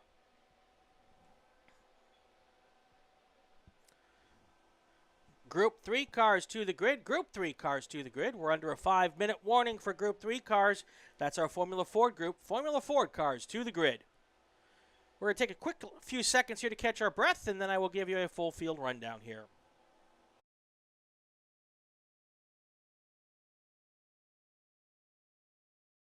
All right, didn't take many seconds. Paul Cool is your race winner. Second place, John Wilkins. Second place, Paul Lissick. Third place, John Wilkins. Troy Tinsley finishes fourth. Robert Lovinson will be fifth. Jerry Kehoe will be sixth. Don Sauerseg will be seventh. John Adams finished eighth. He only completed 5 laps. He was not running at the end. And, of course, we had Rupert Bragg-Smith, who started the race but had an incident on the first lap and was not able to complete that first race lap. That's going to do it here for Race Group 2. Race Group 3 coming up just in a few minutes. I am Brian Belansky. You are listening to the RacingWire Podcast Network and the Racing Network on YouTube.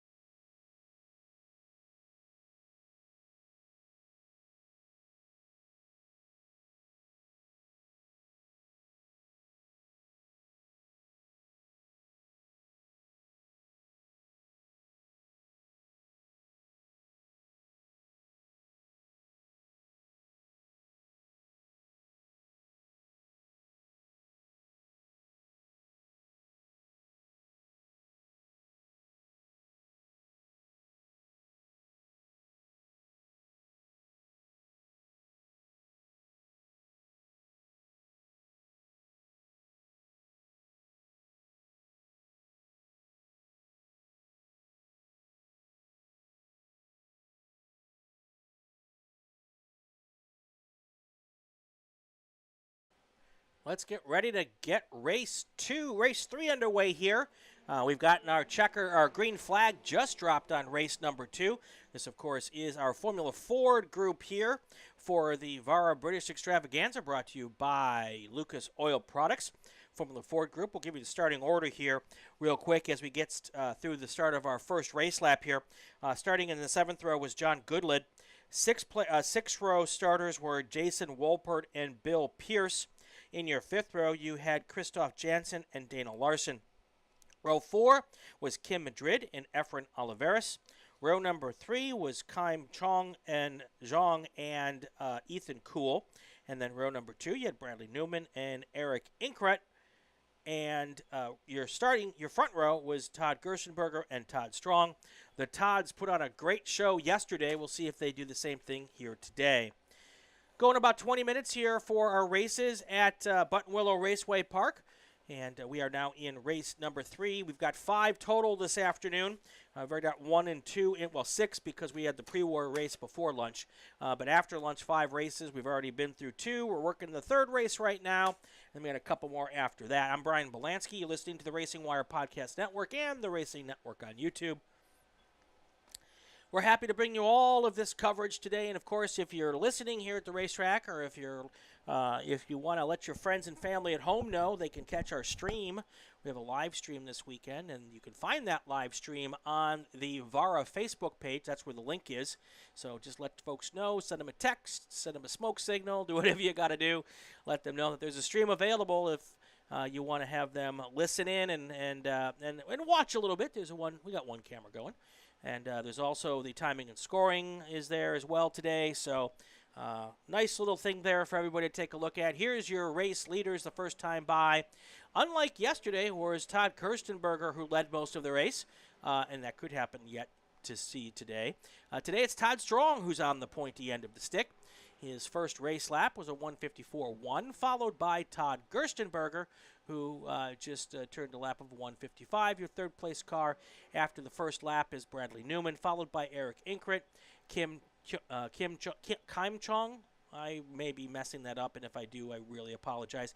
Ethan Kuhl is in 6th, Kim Madrid 7th, Efren Oliveras is 8th, Christoph Janssen 9th, and Dana Larson is in 10th. A couple of the folks in this group, or at least one of the folks I've got information on. I'll be happy to share that with you right now. Let's see here. Eric Inkrat, there it is. It's a 1969 Winkleman Formula Ford. He just got this car because he crashed his Crosley in Fontana in February. This is the first race weekend in the car. He ran pretty well yesterday, if I remember correctly, and he is in 4th place today. So every race will be a little better. He'll get the car and understand it and do all that kind of stuff. So pretty good showing for your first race weekend in a new car. The last time this car was driven was in 2019 at the 50th anniversary event for Formula Ford. Of course, the Winklemans are named after the original importer of the cars from Europe. So that is the dealio behind car number 42. Welcome to VARA, Eric. Appreciate you being out here and racing with us today.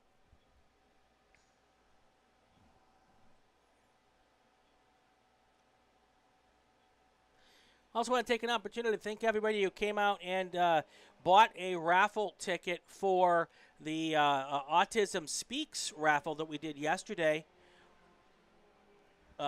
Gave away a bunch of stuff.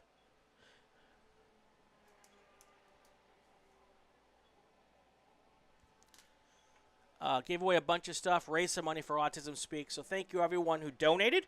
And of course, thank you everyone who bought raffle tickets. And congratulations to all the winners. Just found out car number 70, that was Todd Gerstenberg, slid off the track here.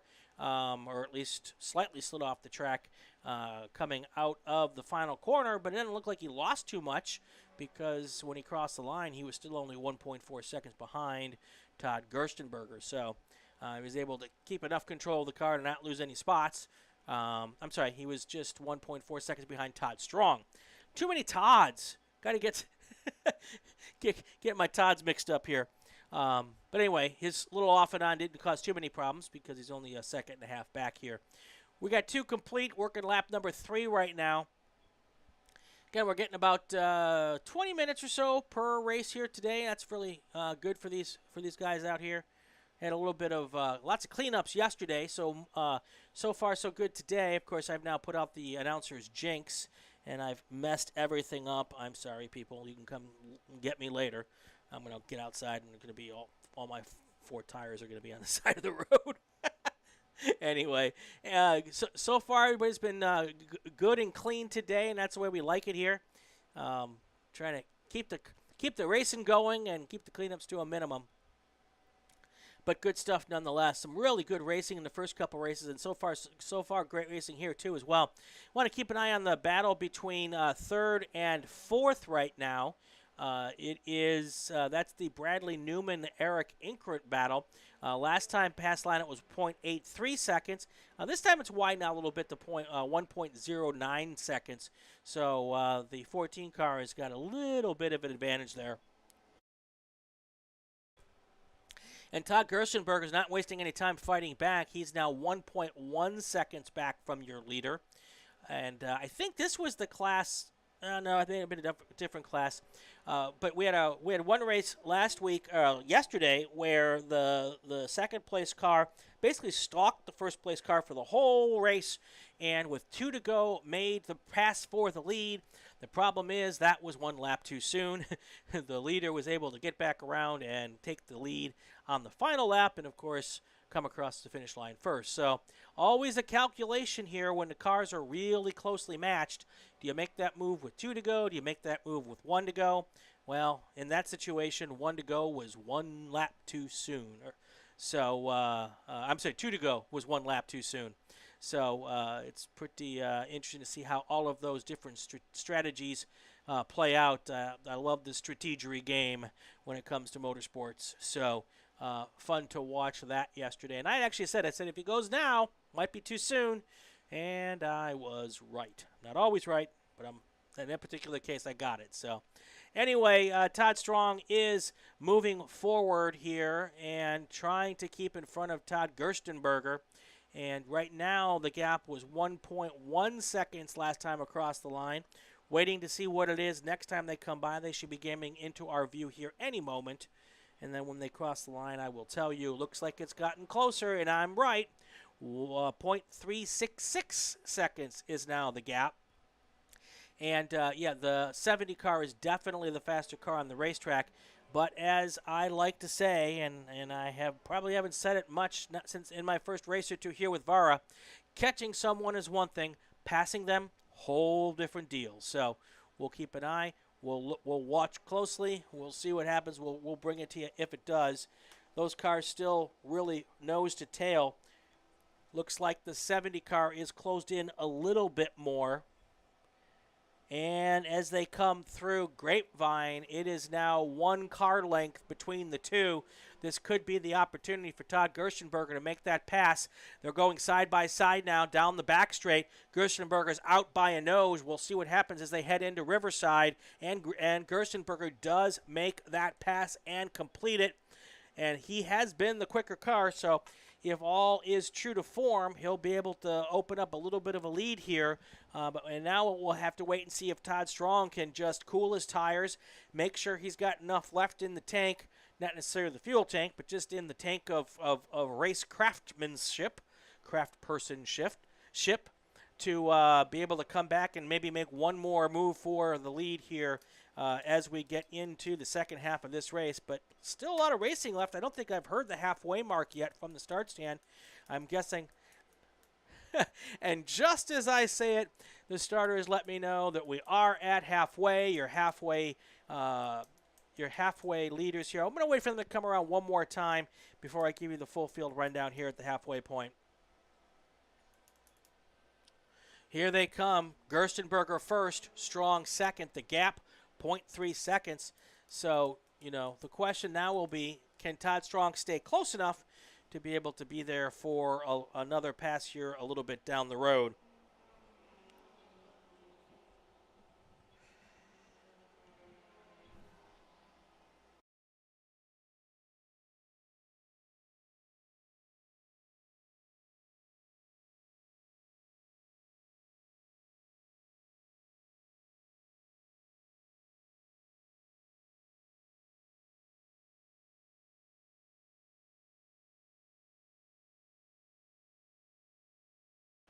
All right, let's go and do the full field rundown here. Just past halfway in race number 3. Todd Gerstenberger, well, he was your leader last lap. Then he was not your leader, and now he's your leader again. So we'll see if that's the case when he come around this time. But Todd Gerstenberger was your leader. Looks like he's back in front again. Todd Strong second. Bradley Newman third. Eric Inkrat is in fourth. Kim Chong is in fifth. Let's see, Ethan Kuhl sixth. Kim Madrid seventh. Efren Oliveris is eighth. Your ninth place driver right now is Christoph Janssen. Bill Pierce is circulating in 10th. Jason Wolbert 11th. 12th place is Dana Larson. And your 13th place car is John Goodlid. That is your full field rundown at the halfway point, brought to you by the RacingWire Podcast Network. So it's interesting that Gerstenberger made that pass for the lead, came around, but somewhere between me and the backstretch, Strong had gotten around again, and then Gerstenberger went around Strong again. Now we'll see where they come here. It is Gerstenberger with the lead at the line, and about a 0.6 of a second gap now between Strong and Gerstenberger.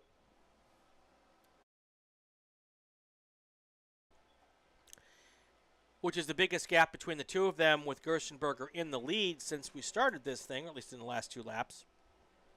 So I'm not quite sure what happened. I don't know if maybe it got a little slippery out there, whatever the case may be, but now it's back with the 70 car up front, the 16 car in second. Bradley Newman is in third. Also, let's continue to keep watching the battle for third. Eric Inkrat's 0.9 of a second back. He's looking for what could be his first podium finish for VARA, if he can find a way to get around Bradley Newman here in the closing laps. Now it's about a 7-8 car lengths lead between first and second place. It does look a little like the 16 car, the 16 car, the Todd Strong car, looks like to be a little bit better under braking than the leader, but then the leader seems to have a little more horsepower to be able to pull ahead.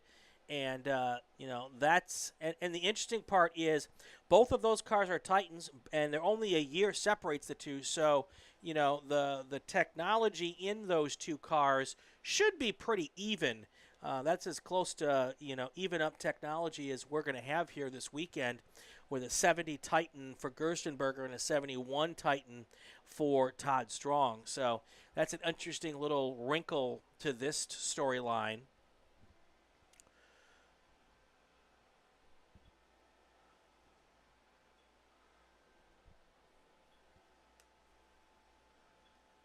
Seems as though most of the cars in the field have kept the same positions here for the last few laps. Todd Strong has closed up just a tiny bit now at the line, 0.56 seconds back from your leader. There's Bradley Newman. Eric Inkrat now has dropped back a little ways. I'm sorry, Eric Inkrat has dropped back a little bit now, 1.5 seconds back.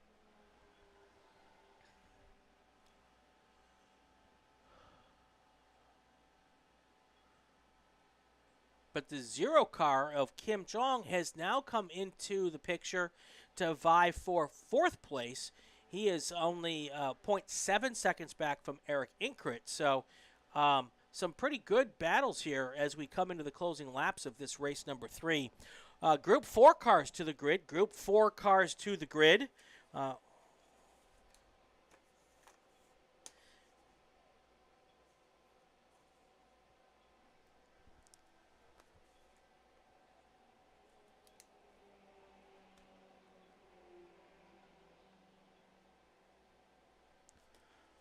I've got an incident in turn 3. The 42 car of Eric Inkrat has slid off the track and is probably going to need a little help getting out of that situation. Might be high-sided, but we'll listen for more information about that.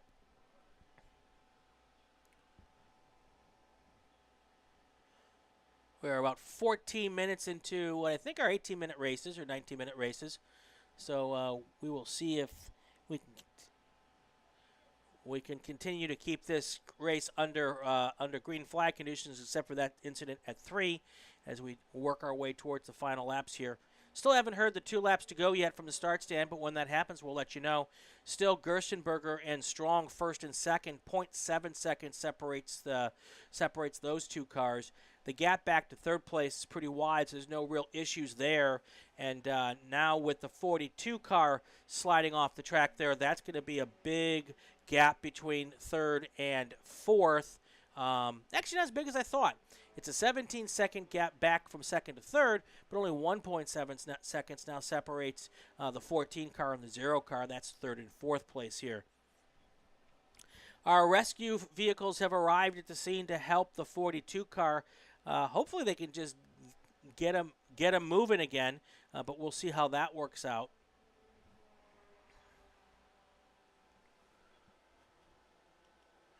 Looks like we might be having a possible pass for the lead here on the backstretch. It looked like Todd Strong was making a potential move, but Gerstenberger was able to hold him on. Strong was on the outside. Gerstenberger was on the inside. That is the preferred line there going into Riverside. Sorry, I'd forgotten the name of the corner there for a second. But it was able to have Gerstenberger keep that lead. We'll see. I don't know if that was one of those things where the leader, the 16 car, saw that incident in turn 3 and thought maybe there'd be a full course yellow late in this race to end it, and wanted to just throw it in there and see if he could get the lead here before a full course yellow came out. I've seen that happen. If that was the case, it didn't work. Let's also hope though that if he didn't put his last good chance, away there. So we'll see if that is the case as well. Here comes your leaders. Gerstenberger is going to be first at the line again. Strong second. Half a second to go. Now we've gotten the call from our starters. Next time by will be the white flag.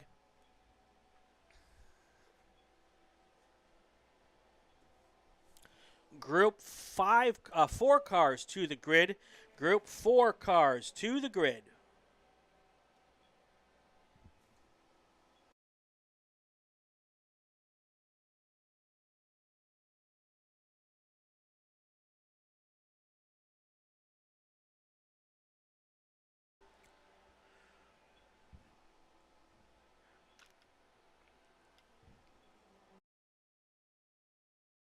All right, it looks like our rescue crew was able to pull the 42 car into a safe spot.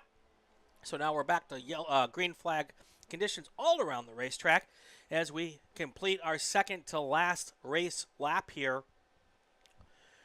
Leader is through Riverside, and that means that in about 40 seconds or so, he will come past the start-finish line, and the white flag will be coming out for the final lap of the weekend for our Formula Ford cars here. Group 4 cars should be heading to the grid. Group 4 cars to the grid.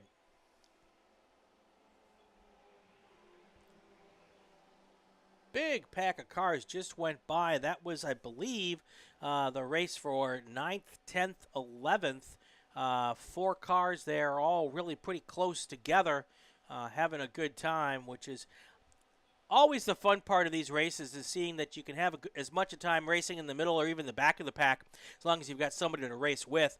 The white flag is now out, your leaders, and it's really close now between first and second. At the line, Gerstenberger's your leader, but only 0.3 seconds between first and second. Let's see what happens here. Strong still about a half a car length back from Gerstenberg as they come through the first corner. Same distance here through that little, I call it a hairpin. It's not really a hairpin, but they got really close there. Coming out, we've got Gerstenberger on the throttle trying to keep Strong behind him. Now there's about a 2.5 car lengths lead as they come up towards Riverside. That lead is now a half a car length. Still Gerstenberger ahead, Strong in second. The gap widening it out to about 3 car lengths now. This was the place where Strong was able to make up some ground and try to make a pass 2 laps ago, but has not had a chance to do that here. Now it's about a 7-8 car length lead between first and second as they go into the Riverside area. Now we're back to about a 4 car length lead. Lots of pressure, though, by Strong, making himself look really big in the mirrors of Todd Gerstenberger. Here they come towards the sweeper. Let's see if the red car is out front. It does appear that the red car is still your leader. About 4 corners to go here before the end of race number 3. Group 4 should be heading to the grid. Looking for a couple gaps in the trees where I can see cars.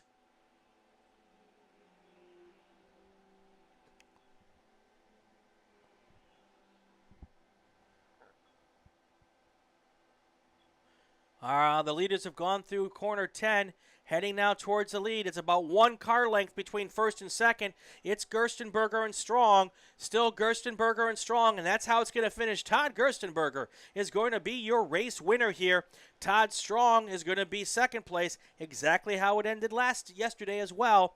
Great racing up front here in this Formula Ford race. Your third place car, when he crosses the line, I'm pretty certain is going to be Bradley Newman here. I will tell you in just a few minutes, or not even a few minutes, it looks like it is going to be Bradley Newman with Kaim Chong not far behind. 4/10 of a second, almost 5/10 of a second, the difference between third and fourth. Going through the rest of the rundown here at the end of race number 3, we've got your 5th place car, Ethan Kuhl. 6th place will be Kim Madrid. Efren Oliveras will finish 7th. Looks like Bill Pierce will come in 8th. Jason Wolpert is 9th. And these cars, they've a little difference here, or a little bigger gaps now. Dana Larson will finish 10th. Christoph Jansen will be your 11th place finisher. John Goodland will finish 12th. And after running close to the front for most of the race, a little incident for the 42 car slid off. He will end up finishing 13th. That's going to do it for race number 3 here at the VARA British Extravaganza, brought to you by Lucas Oil Products. You are listening to the RacingWire Podcast Network and the Racing Network on YouTube.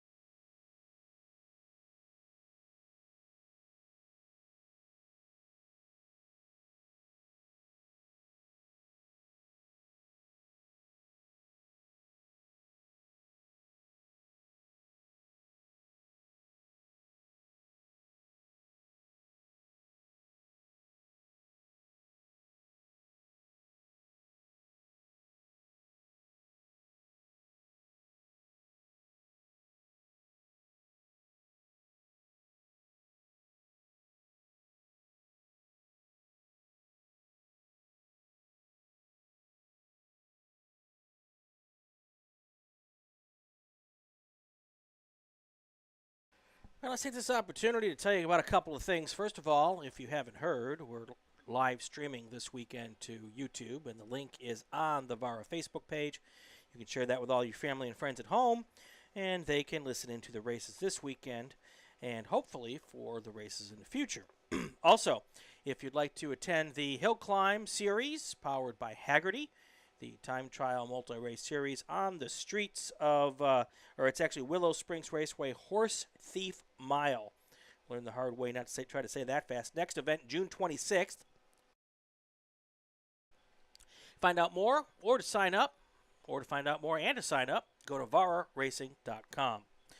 Also, want to thank our sponsors this weekend. Of course, Lucas Oil Products is our title sponsor. Also, K&N Filters, Goodyear Tires, Trench Shoring Company, Speedwell, VP Racing Fuels, but I think it's Fuels, VP Racing Fuels, Galpin Motors, RacingJunk.com, Ed Pink Racing Engines, Palomar Solar and Roofing, Geo Sky Alert, Coast Fireplaces, Kability, Race Car Locators, and Galpin Autosports. All right, we are in a short break here to give our workers a chance to get a little bit of liquids in them, get off their feet for a few minutes before we get to our last two races of the day. We'll be right back with that in just a few minutes.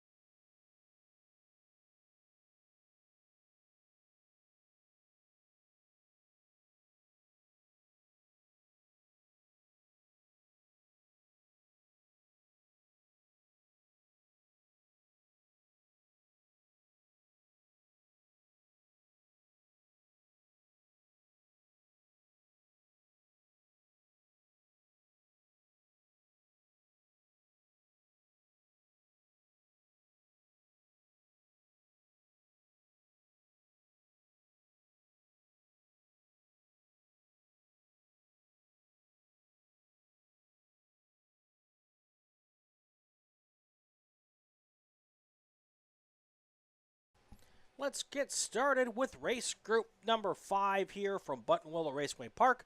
This is the VARA British Extravaganza powered by Lucas Oil Products, May 22nd. It's a Sunday of 2022. Group 4 is next. They've started their pace lap here. This will be the second to last race of the day. Group 5 is coming up next.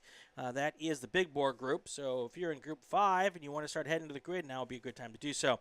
Let's get your starting lineup here. Fifth row is going to be the number 54 car of Edmund Germain. That is a 1973 BMW 2002. In the fourth row on the outside is Robert Brooks in a 1971 Datsun 510. He's from Riverside.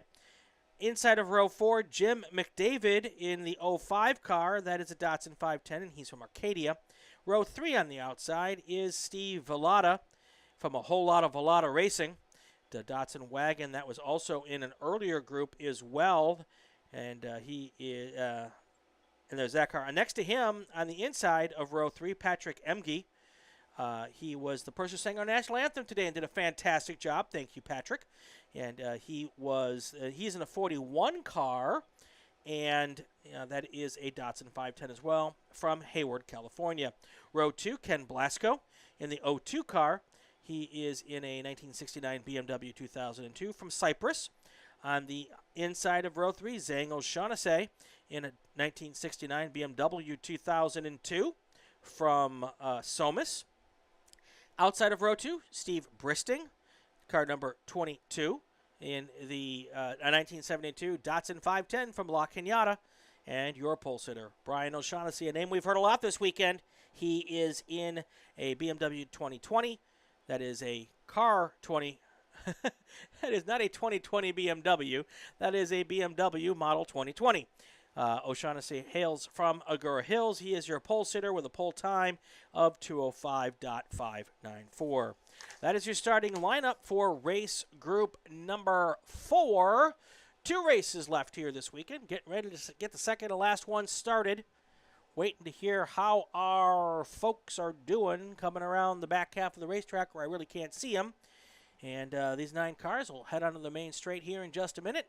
Hopefully, the green flag will fly, and we will get racing for our second to last race of the weekend.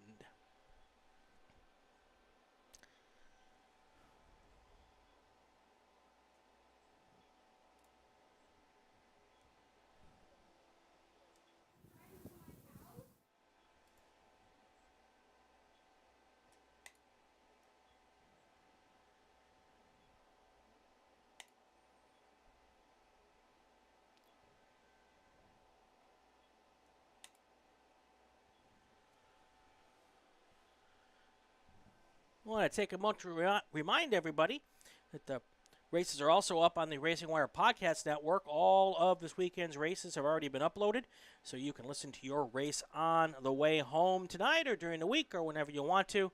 And those are there for you to listen to now. RacingWire Podcast Network on all popular podcasting apps. The green flag is out for this second to last race of the day. Brian O'Shaughnessy leading them down to the first corner. This is a really fun group. I love this B sedan group. And a lot of like makes, a lot of Datsun 510s, a lot of BMWs. Actually, all Datsuns and BMWs. So, but yeah, really cool spec, really cool class. And it's fun to watch these guys out here. Lots and lots of fun. It's probably why there's a lot of cars. Although 9 doesn't seem like a lot when they're all really closely bunched together. That's going to be a ton of fun. Here comes our leaders now through Riverside, heading on to the back straight. I think these folks are going to take the infield little dog leg here. I think that's the proper terminology for it. These are just a fun group of cars. That's the 22 car of... Who ended up in the first? Or maybe that's the 28 car. Hard to see the numbers from this distance. So I'm going to guess that's Zhang O'Shaughnessy. And maybe brother or son or whatever, father. I don't know how the relationships go. That's a question I probably should get answered.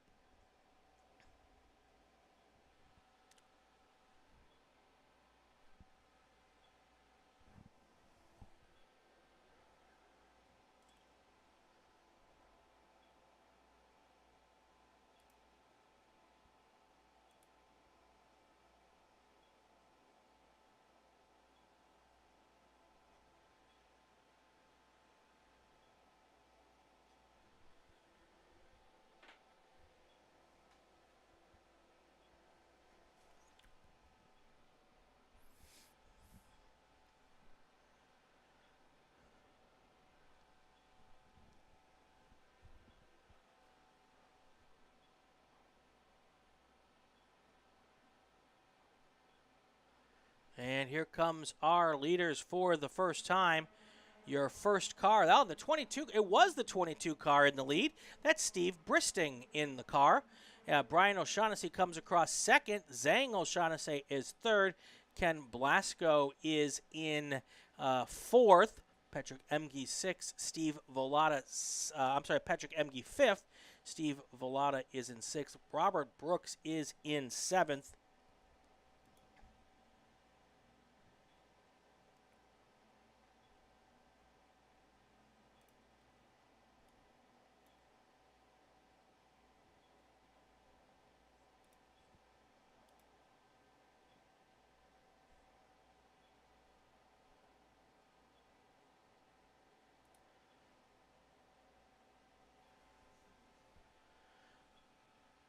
Our race leader want to apologize. Apparently, I mispronounced the name yesterday.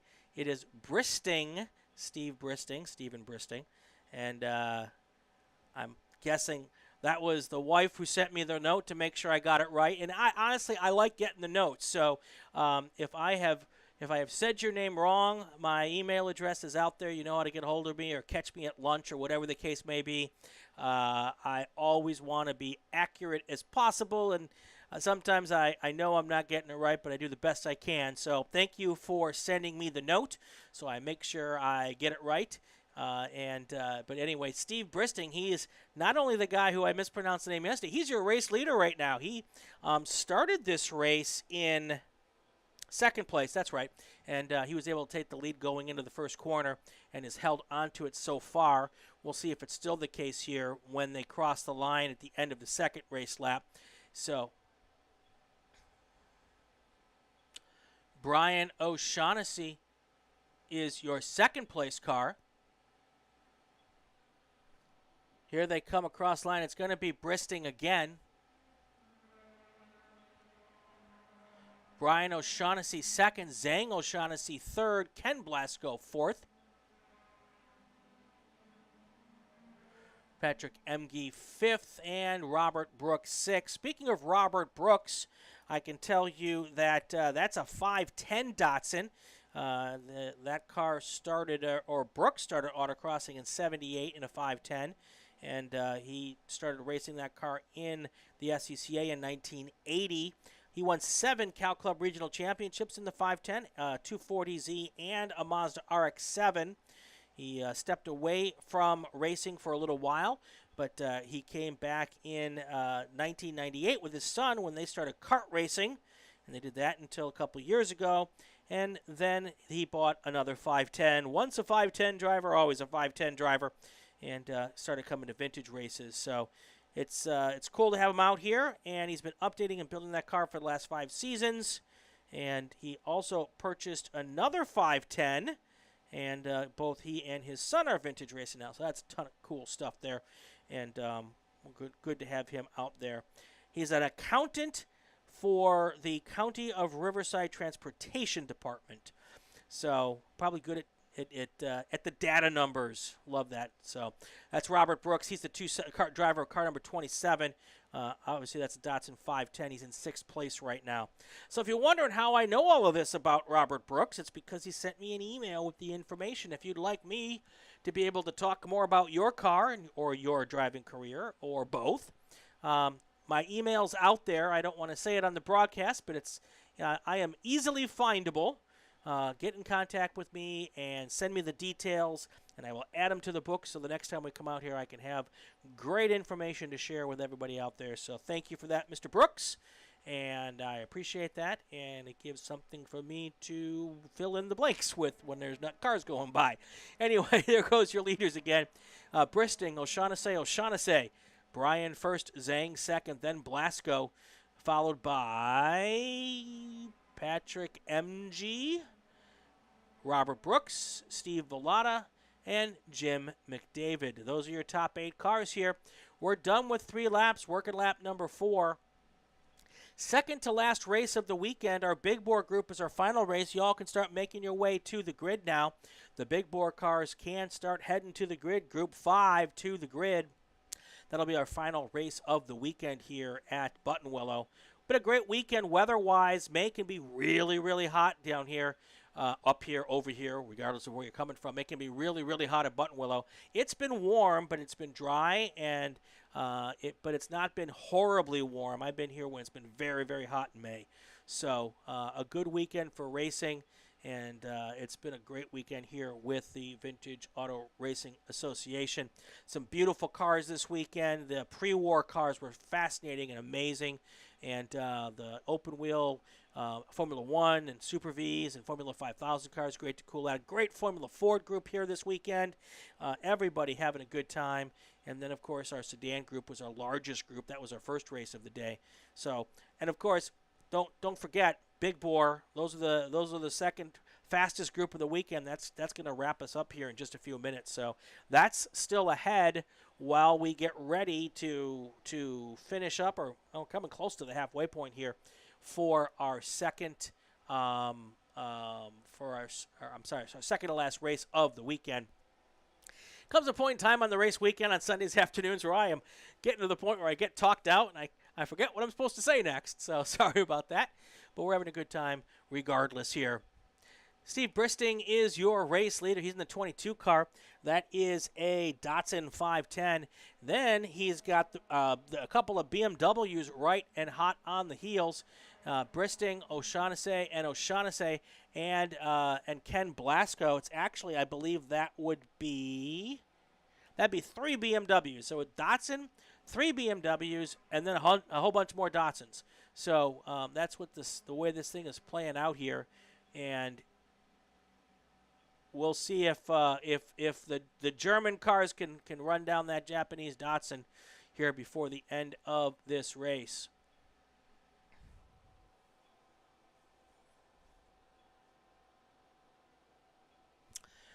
One of the things I mentioned yesterday, which was kind of cool, is that a bunch of these Datsuns all kind of come from the same area. So I don't know if they're all buddies, but La Cañada and Arcadia, there was another one from that area yesterday. That's also kind of where I'm from as well, down in the Pasadena area of Southern California here. So I'm wondering if these were all a bunch of buddies who decided to go and get together and go get some Datsuns so they could go race against each other. If that's the case, that's pretty cool. Always fun to come to the racetrack to race with a group of folks. So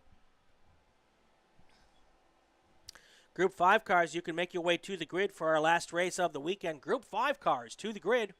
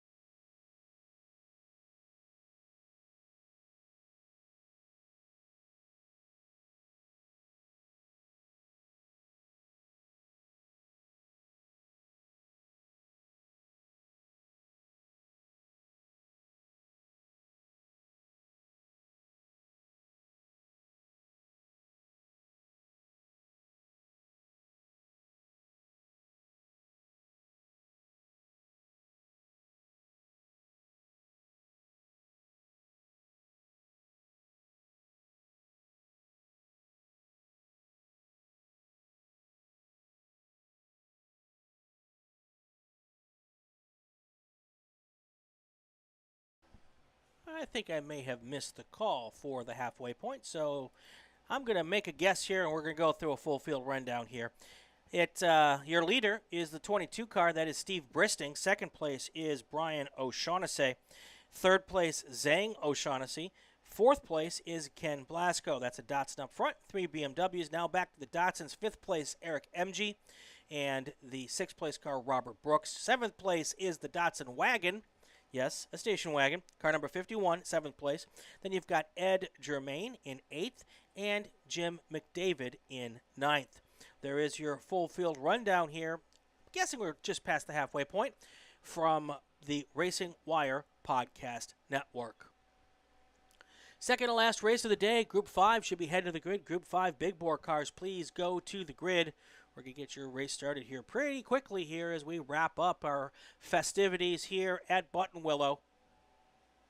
If you're interested in finding out more about VARA, go to vararacing.com. They've got their full schedule there. Also, they've got all their rules and everything. So if you have a vintage car, you're interested in a vintage car, you can put one together, or I'm sure they're out there. The cool part about a lot of these vintage cars is you can find them all around the country and go pick one up and in various forms of repair or disrepair. And the cool part is we learned earlier when we talked with the gentleman, Brian Blaine, who does all of the pre-war cars, who does a lot of the pre-war cars, is building these cars and putting them together and keeping them on the racetrack. If you like to wrench, that is vintage racing could be for you. Or, of course, you can find a vintage race prep shop to help you with that. I love working on cars, so that's the kind of thing that I can get myself wrapped around pretty quick here. Not a whole lot of changes in this race. The gap's pretty solid here. First to second, the gap is 4.6 seconds. Second to third, the gap is 4.8 seconds.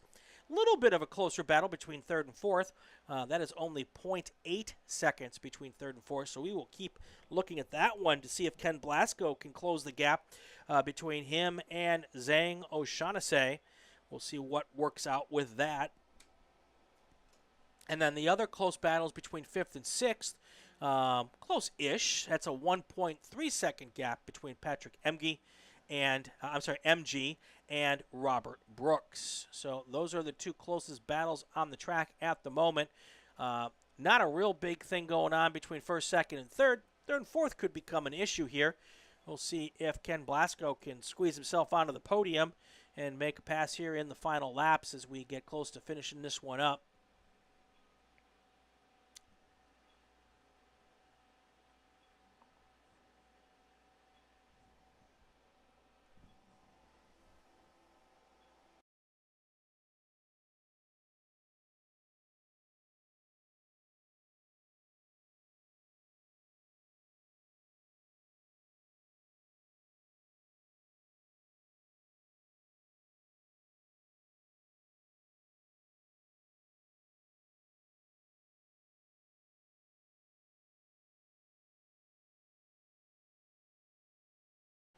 Group 5 cars to the grid. Group 5 cars to the grid.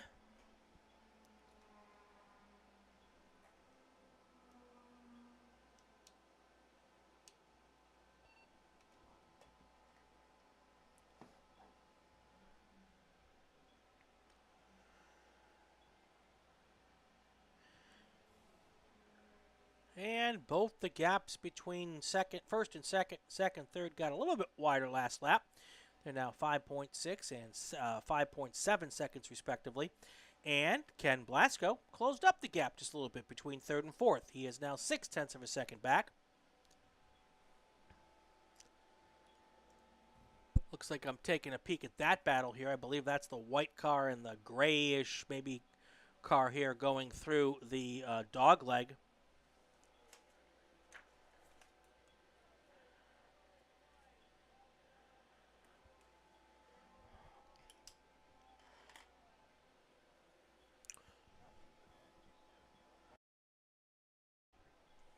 We had car number 27 with a little off-course excursion at turn 3 here just a few seconds ago. That 27 car is the Robert Brooks car we were telling you about.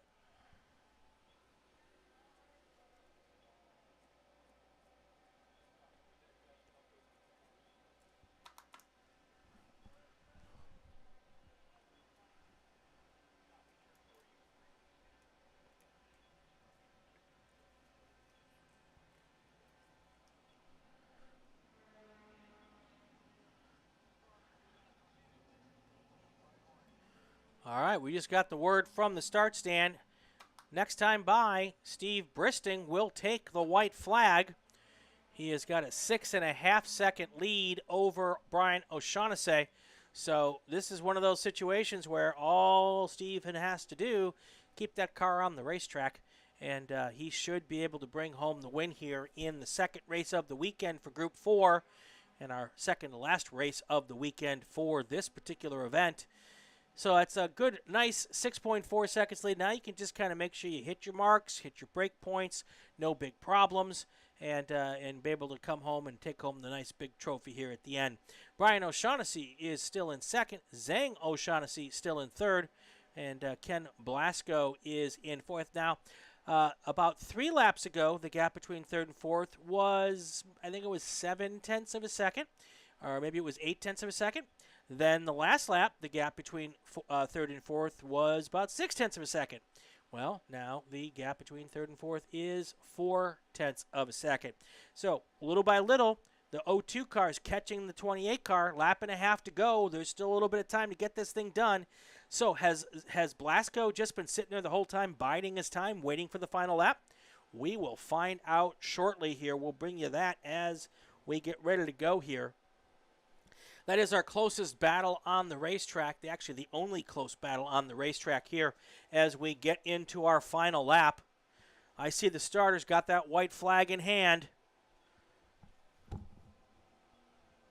Just a matter of a couple of seconds before Steve Bristing comes out and takes that white flag. And here he comes onto the front straight. White flag is waving now. We've got one lap to go for this Group 4, Race 4 for our sedans. The gap between first and second even bigger this time by. It's going to be probably close to 8 seconds, it seems. Yep, almost 9 seconds. We'll get Zhang O'Shaughnessy here in a second. And it does not look like Ken Blasco's closed up enough to probably make a big move here. Actually, that gap has gotten bigger between third and fourth. Now a little over a second to go here. We'll keep looking at it, but I don't think that fourth place car is close enough now as we get into our final laps. Has not closed in enough going into the right-hander after the front straight here. Coming out of that right-hander, it is still O'Shaughnessy. I'm waiting for them to come back into my view. Trees block my view, so it's tough to see them.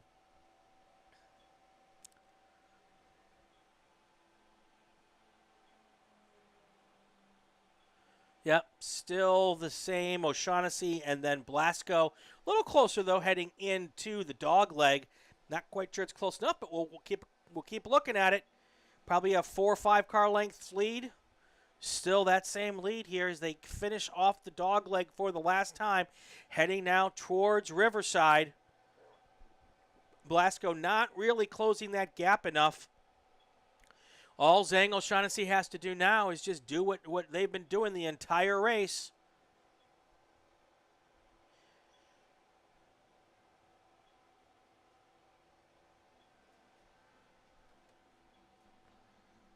As they go into the final set of corners, it's still O'Shaughnessy in Blasco. We should be seeing our leader here in any moment come on to the main straightaway. And that is going to happen here in just a second. Here comes the 2-2 car, Steve Bristing, onto the main straight for the final time. The checkered flag is in the air. Your race winner, number 22, Steve Bristing. Second place will probably be Brian O'Shaughnessy. Here he comes. Second place, still not close enough. It's going to end up being Brian O'Shaughnessy, Zhang O'Shaughnessy, and Ken Blasco. That's how it's going to end here. That's your top 4 as we finish this one out. Your 5th place car will be Patrick MG. Robert Brooks will come home 6th. Steve Vallada will end up 7th. Your 8th place finisher is Edmund Germain. And your final finisher is the 9th place car. That's the 05 car of Jim McDavid. That is a full field rundown at the end of race number 4. That full field rundown is brought to you by the RacingWire Podcast Network. And we are also live streaming on YouTube on the Racing Network.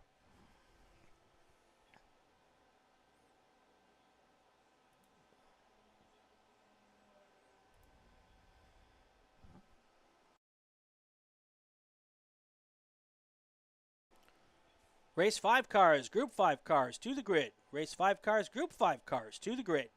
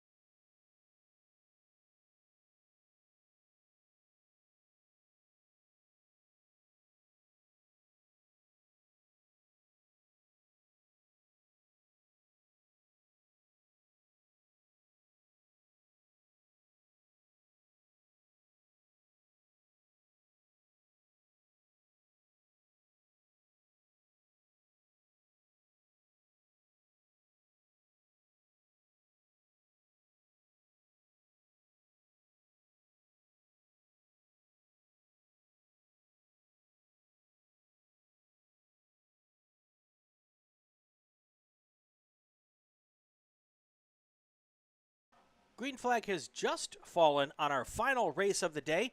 This is our Big Bore Racing Group. Let's take a look at how these guys and gals started out here. Mark Sasko and Val Asensio started in the 8th row. The 7th row was Jay Perilli and Ted Baum. Your 6th row starters were Ron Hurst and Bruce Maurhan. 5th row, Mike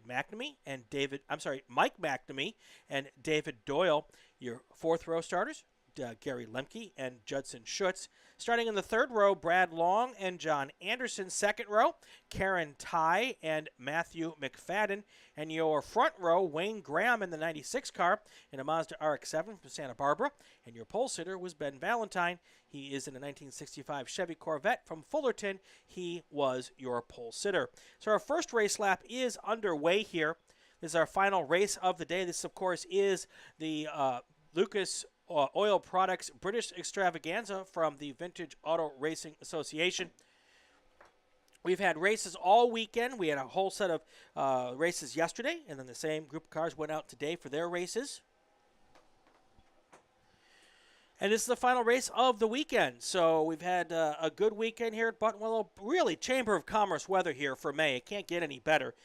We've been out here when it has been really, really hot. That has not been the case. It is in the upper 80s, maybe even touching on 90. But I've been out here in May where it's been above 100 degrees. So we'll take what we can get here as we get ready to go. As soon as the first race lap is over, I'll let you know how the first cars did. Of course, Ben Valentine, but Ben Valentine, who was the race winner yesterday, is your race leader here. That is a gorgeous 1965 Corvette, blue car with a white racing stripe. Just love that car. And it is seemingly well prepared, too, and Mr. Valentine knows how to drive it. So he is out there in the lead. The second place car, Karen Ty, that's number 26. That is either a former Cup car or a Busch Series car. That is a 2008 Chevy Monte Carlo, and I don't know what the lineage of that car is, but that car is also pretty cool. Wayne Graham is your third place car. That is a GTO Mazda RX-7. Graham's from Santa Barbara. He was your second place starter today. But yes, that's your first 3 cars. Then you've got John Anderson, Matthew McFadden, Gary Lemke, Ron Hurst, Bruce Maurahan. What else we got? Jay Perilli and Adam Goodrich. That's your top 10 after the first race lap. These are our fastest sedans or sports cars here in VARA. This is what I like to call the ground pounders. Often they're big old V8 cars, although that Mazda RX-7 I'm pretty certain is a rotary because I can hear it from about 3 miles away. Also got some Porsche Carreras in here, some old school Shelby Cobras, a Buick Trans Am, Buick Power Trans Am car maybe, I'm guessing that's what it was, a Pontiac Trans Am, and Ford Mustang. So the cars you would expect in this big old ground pounder group here.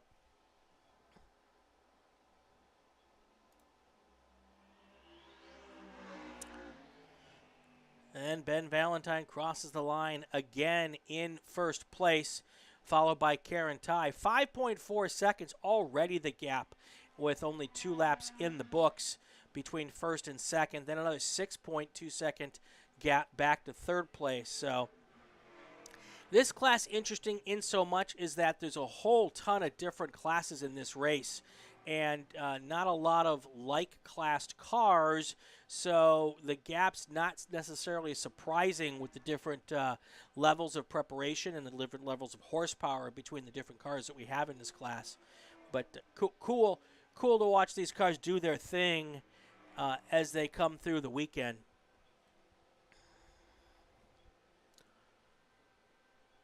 You know, I would also suggest, sometimes people, when I tell them I'm going out to the vintage races, they say, they race vintage cars? Why would they do that? Well, yes, not only do they race them, some of these folks out here are racing hard today. The number 19 car just turned a lap of 151.623. That's a 65. That's a 55-year-old, 57-year-old car out there, turning laps at 151 mile or 1.51 we don't have trap speeds or anything here, but I can tell you that going down the straightaway here in the front and especially the back straightaway, that car is hauling mail. It is moving. And so it's really fun to see people get out here in these old cars. Some people come out just for a Sunday ride, but there's also some folks out here who are taking these cars out and doing to them what they were designed to do. So really, really fun to watch that.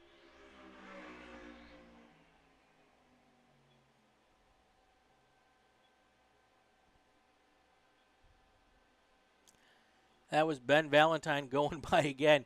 You can tell two cars when they come by. You can tell the 19 car because it sounds like a Corvette. If you want to know what his Corvette's, you know what a Corvette. It sounds like a Corvette. The second car that comes by that you know exactly what it is when it comes by, at least I can with my eyes closed, is that Wayne Graham car, that high-pitched, ear-piercing Mazda RX-7. You know, really great cars, really fast cars, but I think I have some hearing loss, and it's because of Mazda RX-7s at the racetrack. I was telling some folks, I did a podcast last week talking about flagging communications, and we said to people to think about bringing ear protection. And my guest and I, who've been doing flagging for a long time, said, ear protection is something that I wish someone would have told us about when we started doing this 30 years ago. And I would be able to hear all of what I'm supposed to be hearing. I wear ear protection now when I'm out there, I'll tell you that, though. So the other thing is there aren't as many Mazda RX-7s out there to help us go deaf with, but that's okay. Great race cars, lots of fun to watch. And from everyone I've touched, I've never driven an RX-7, but there's supposed to be a hoot to drive as well. So all right, we're heading down to 3 laps complete, so we're working lap 4. This is our final race of the day. I see one. Oh, that's probably a faster car going around a lap car. As I said, there's a little battle going on there, and I wasn't paying attention to it. So I will check those 2 cars out when they come by next time, see if that's a battle for position or if that was just a lap car getting around someone or a faster car that started in the back. We'll take a close look at that, too. Our last race of the day, we had 7 races yesterday, 6 races today, and a really fun weekend out here at Buttonwillow.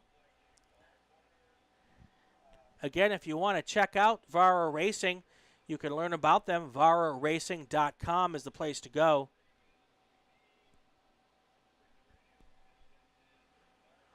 One thing we had this weekend, in addition to our racing, we had an car show with some winners. I don't know who the winners were, but if I get a chance, I'll talk about those at the next race. But that's another little thing you might get when you come to a vintage race, is a car show. Honestly, a vintage race is a car show even when there isn't a car show. I mean, there are so much history here this weekend. Clearly with the pre-war cars, that was part of it. But even without the pre-war cars, every single one of these cars out here has a story to tell. And it's always fun.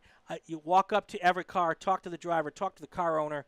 They're here. They love their cars. You know, there's only one thing people like to do almost as much as drive their cars. That's talk about their cars.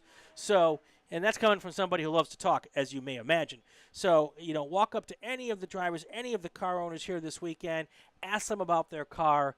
Make sure you've got about 10 or 15 minutes because they're going to talk your ear off when you ask them about it. And that's part of the fun of coming to a vintage race weekend. The history here has been just remarkable.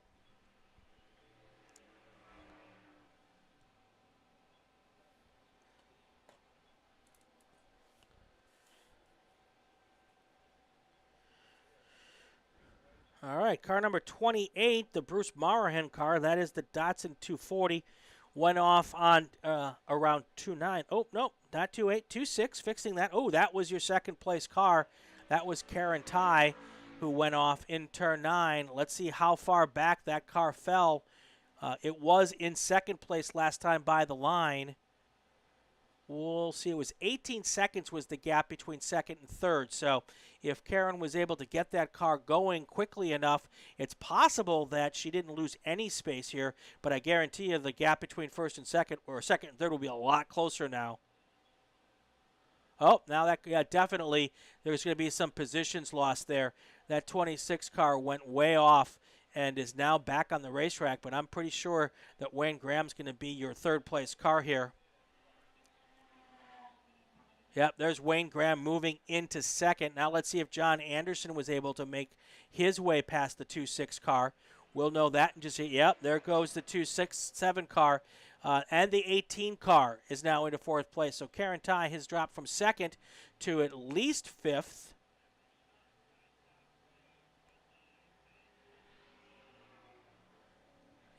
Yep.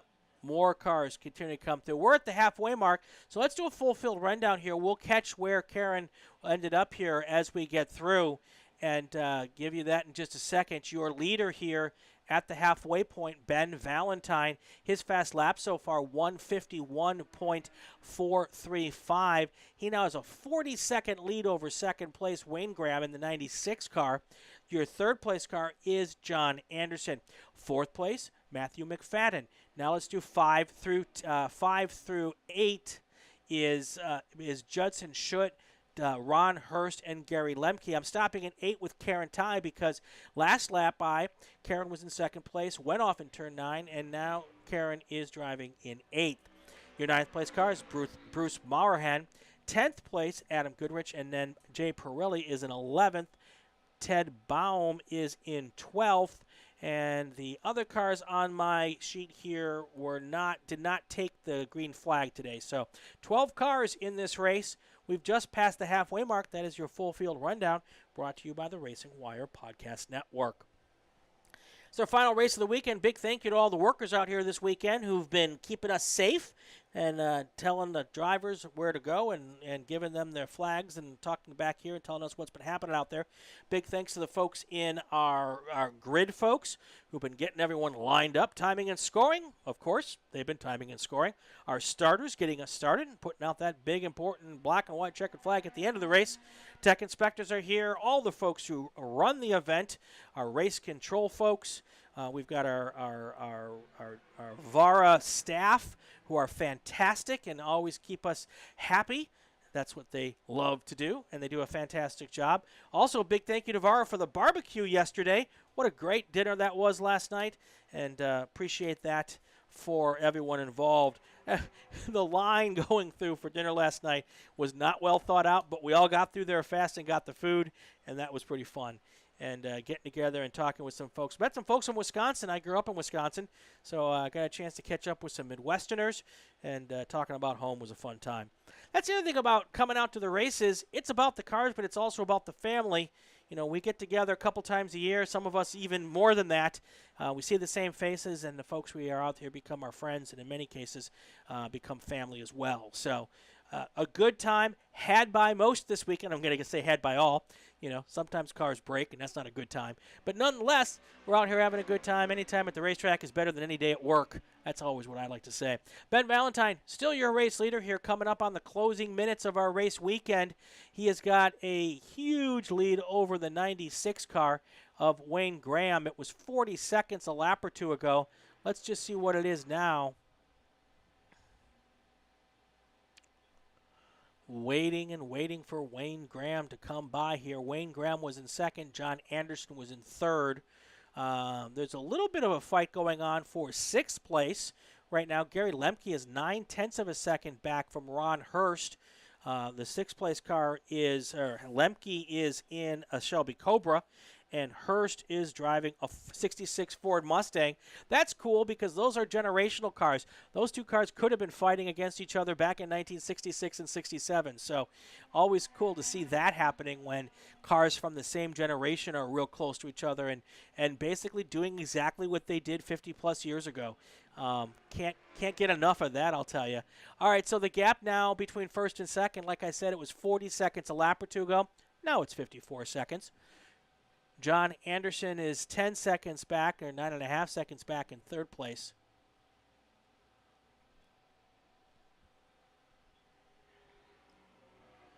The other fun thing to do is go down to the area where they all get together after the races and listen to them talk about, I had this problem in turn 9 or this problem in turn 11. Lots of fun stuff. Or, how about that pass I made on you? You know, so good discussions always had after the racing is done.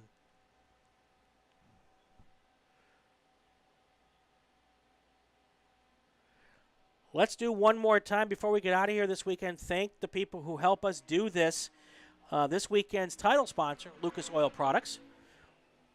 They are the big folks on this particular race weekend, and we really appreciate all that they've done for this race. I will also go through all of the other products that all of the other sponsors here for VARA. K&N Filters, Goodyear Tires, Trench Shoring Company, Speedwell VP Racing Fuels, Galpin Motors, RacingJunk.com, Ed Pink Racing Engines, Palomar Solar and Roofing, GeoSky Alert, Coast Fireplaces, Kability, Race Car Locators, and Galpin Autosports. Check those folks out. If you do business with them, let them know you heard about them at a VARA event. That lets them know that the money they're spending with us is money well spent.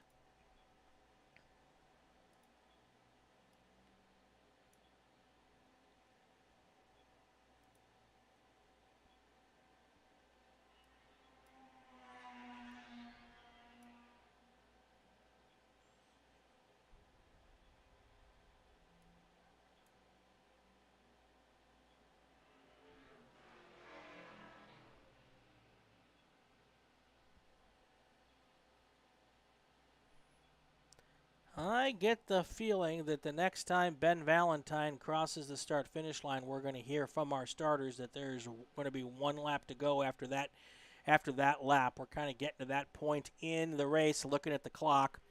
Our starters keep the time, so they'll know for certain, but I'm getting the feeling that we're getting close to that 2 to go kind of situation here.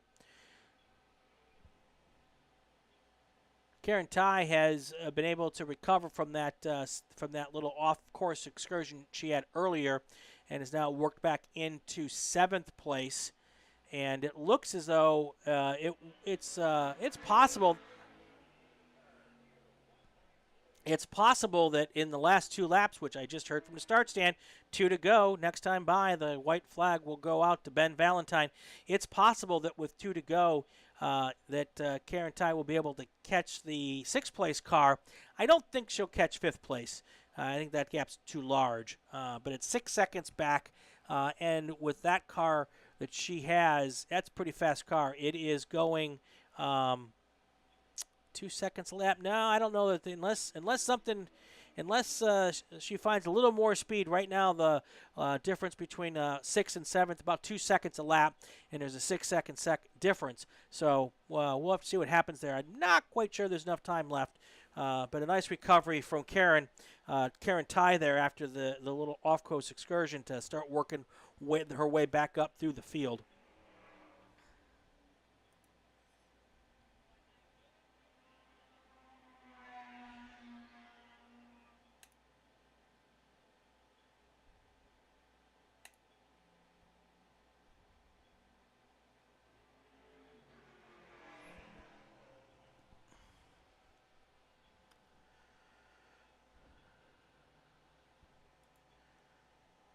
All right, we are about 30 seconds away from Ben Valentine coming across the line here for the second to last time. It's been a good weekend for Valentine. I'm pretty certain, if I remember correctly, that he won yesterday's races. So that will be a clean sweep of the race weekend, and I'm also pretty certain that the 19 car was the pole sitter for both races as well. So pretty impressive there. White flag is out.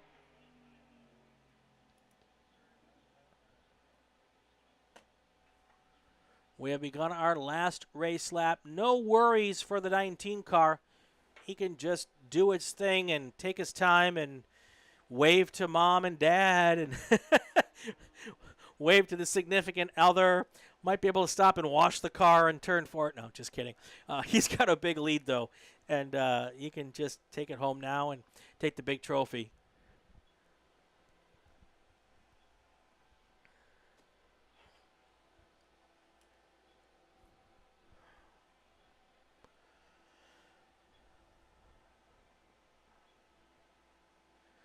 There's the 19 car now, passing a bunch of cars on the back straight. Doesn't need to deal too much with these lap cars, but they came up at the right time, so right on a straightaway. So he's able to get past them. Now he's coming up on the 26 car. Again, no need to pass that car, but he might get that done anyway.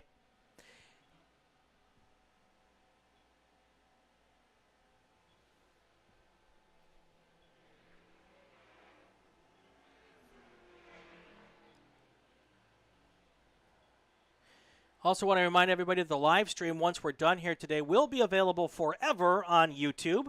We'll leave those streams up so you can listen to them that way as well. And, of course, you can find that on the Racing Network on YouTube. You can also catch the link from the VARA Facebook page.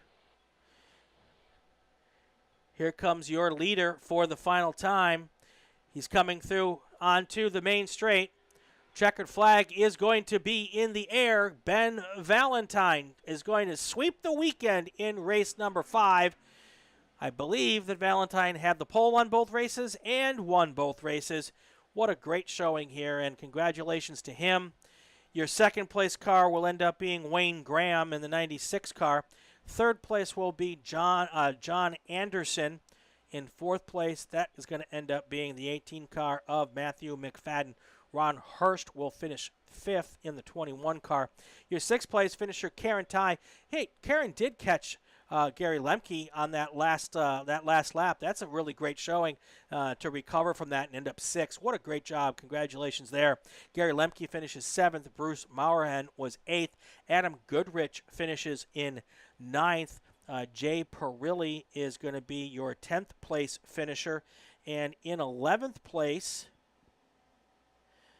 we've got Ted Baum. In 11th place, it's going to be Judson Schutz. Your 12th place finisher will be Ted Baum. Those are the 12 cars that took the green flag, and I believe all 12 cars finished the race as well.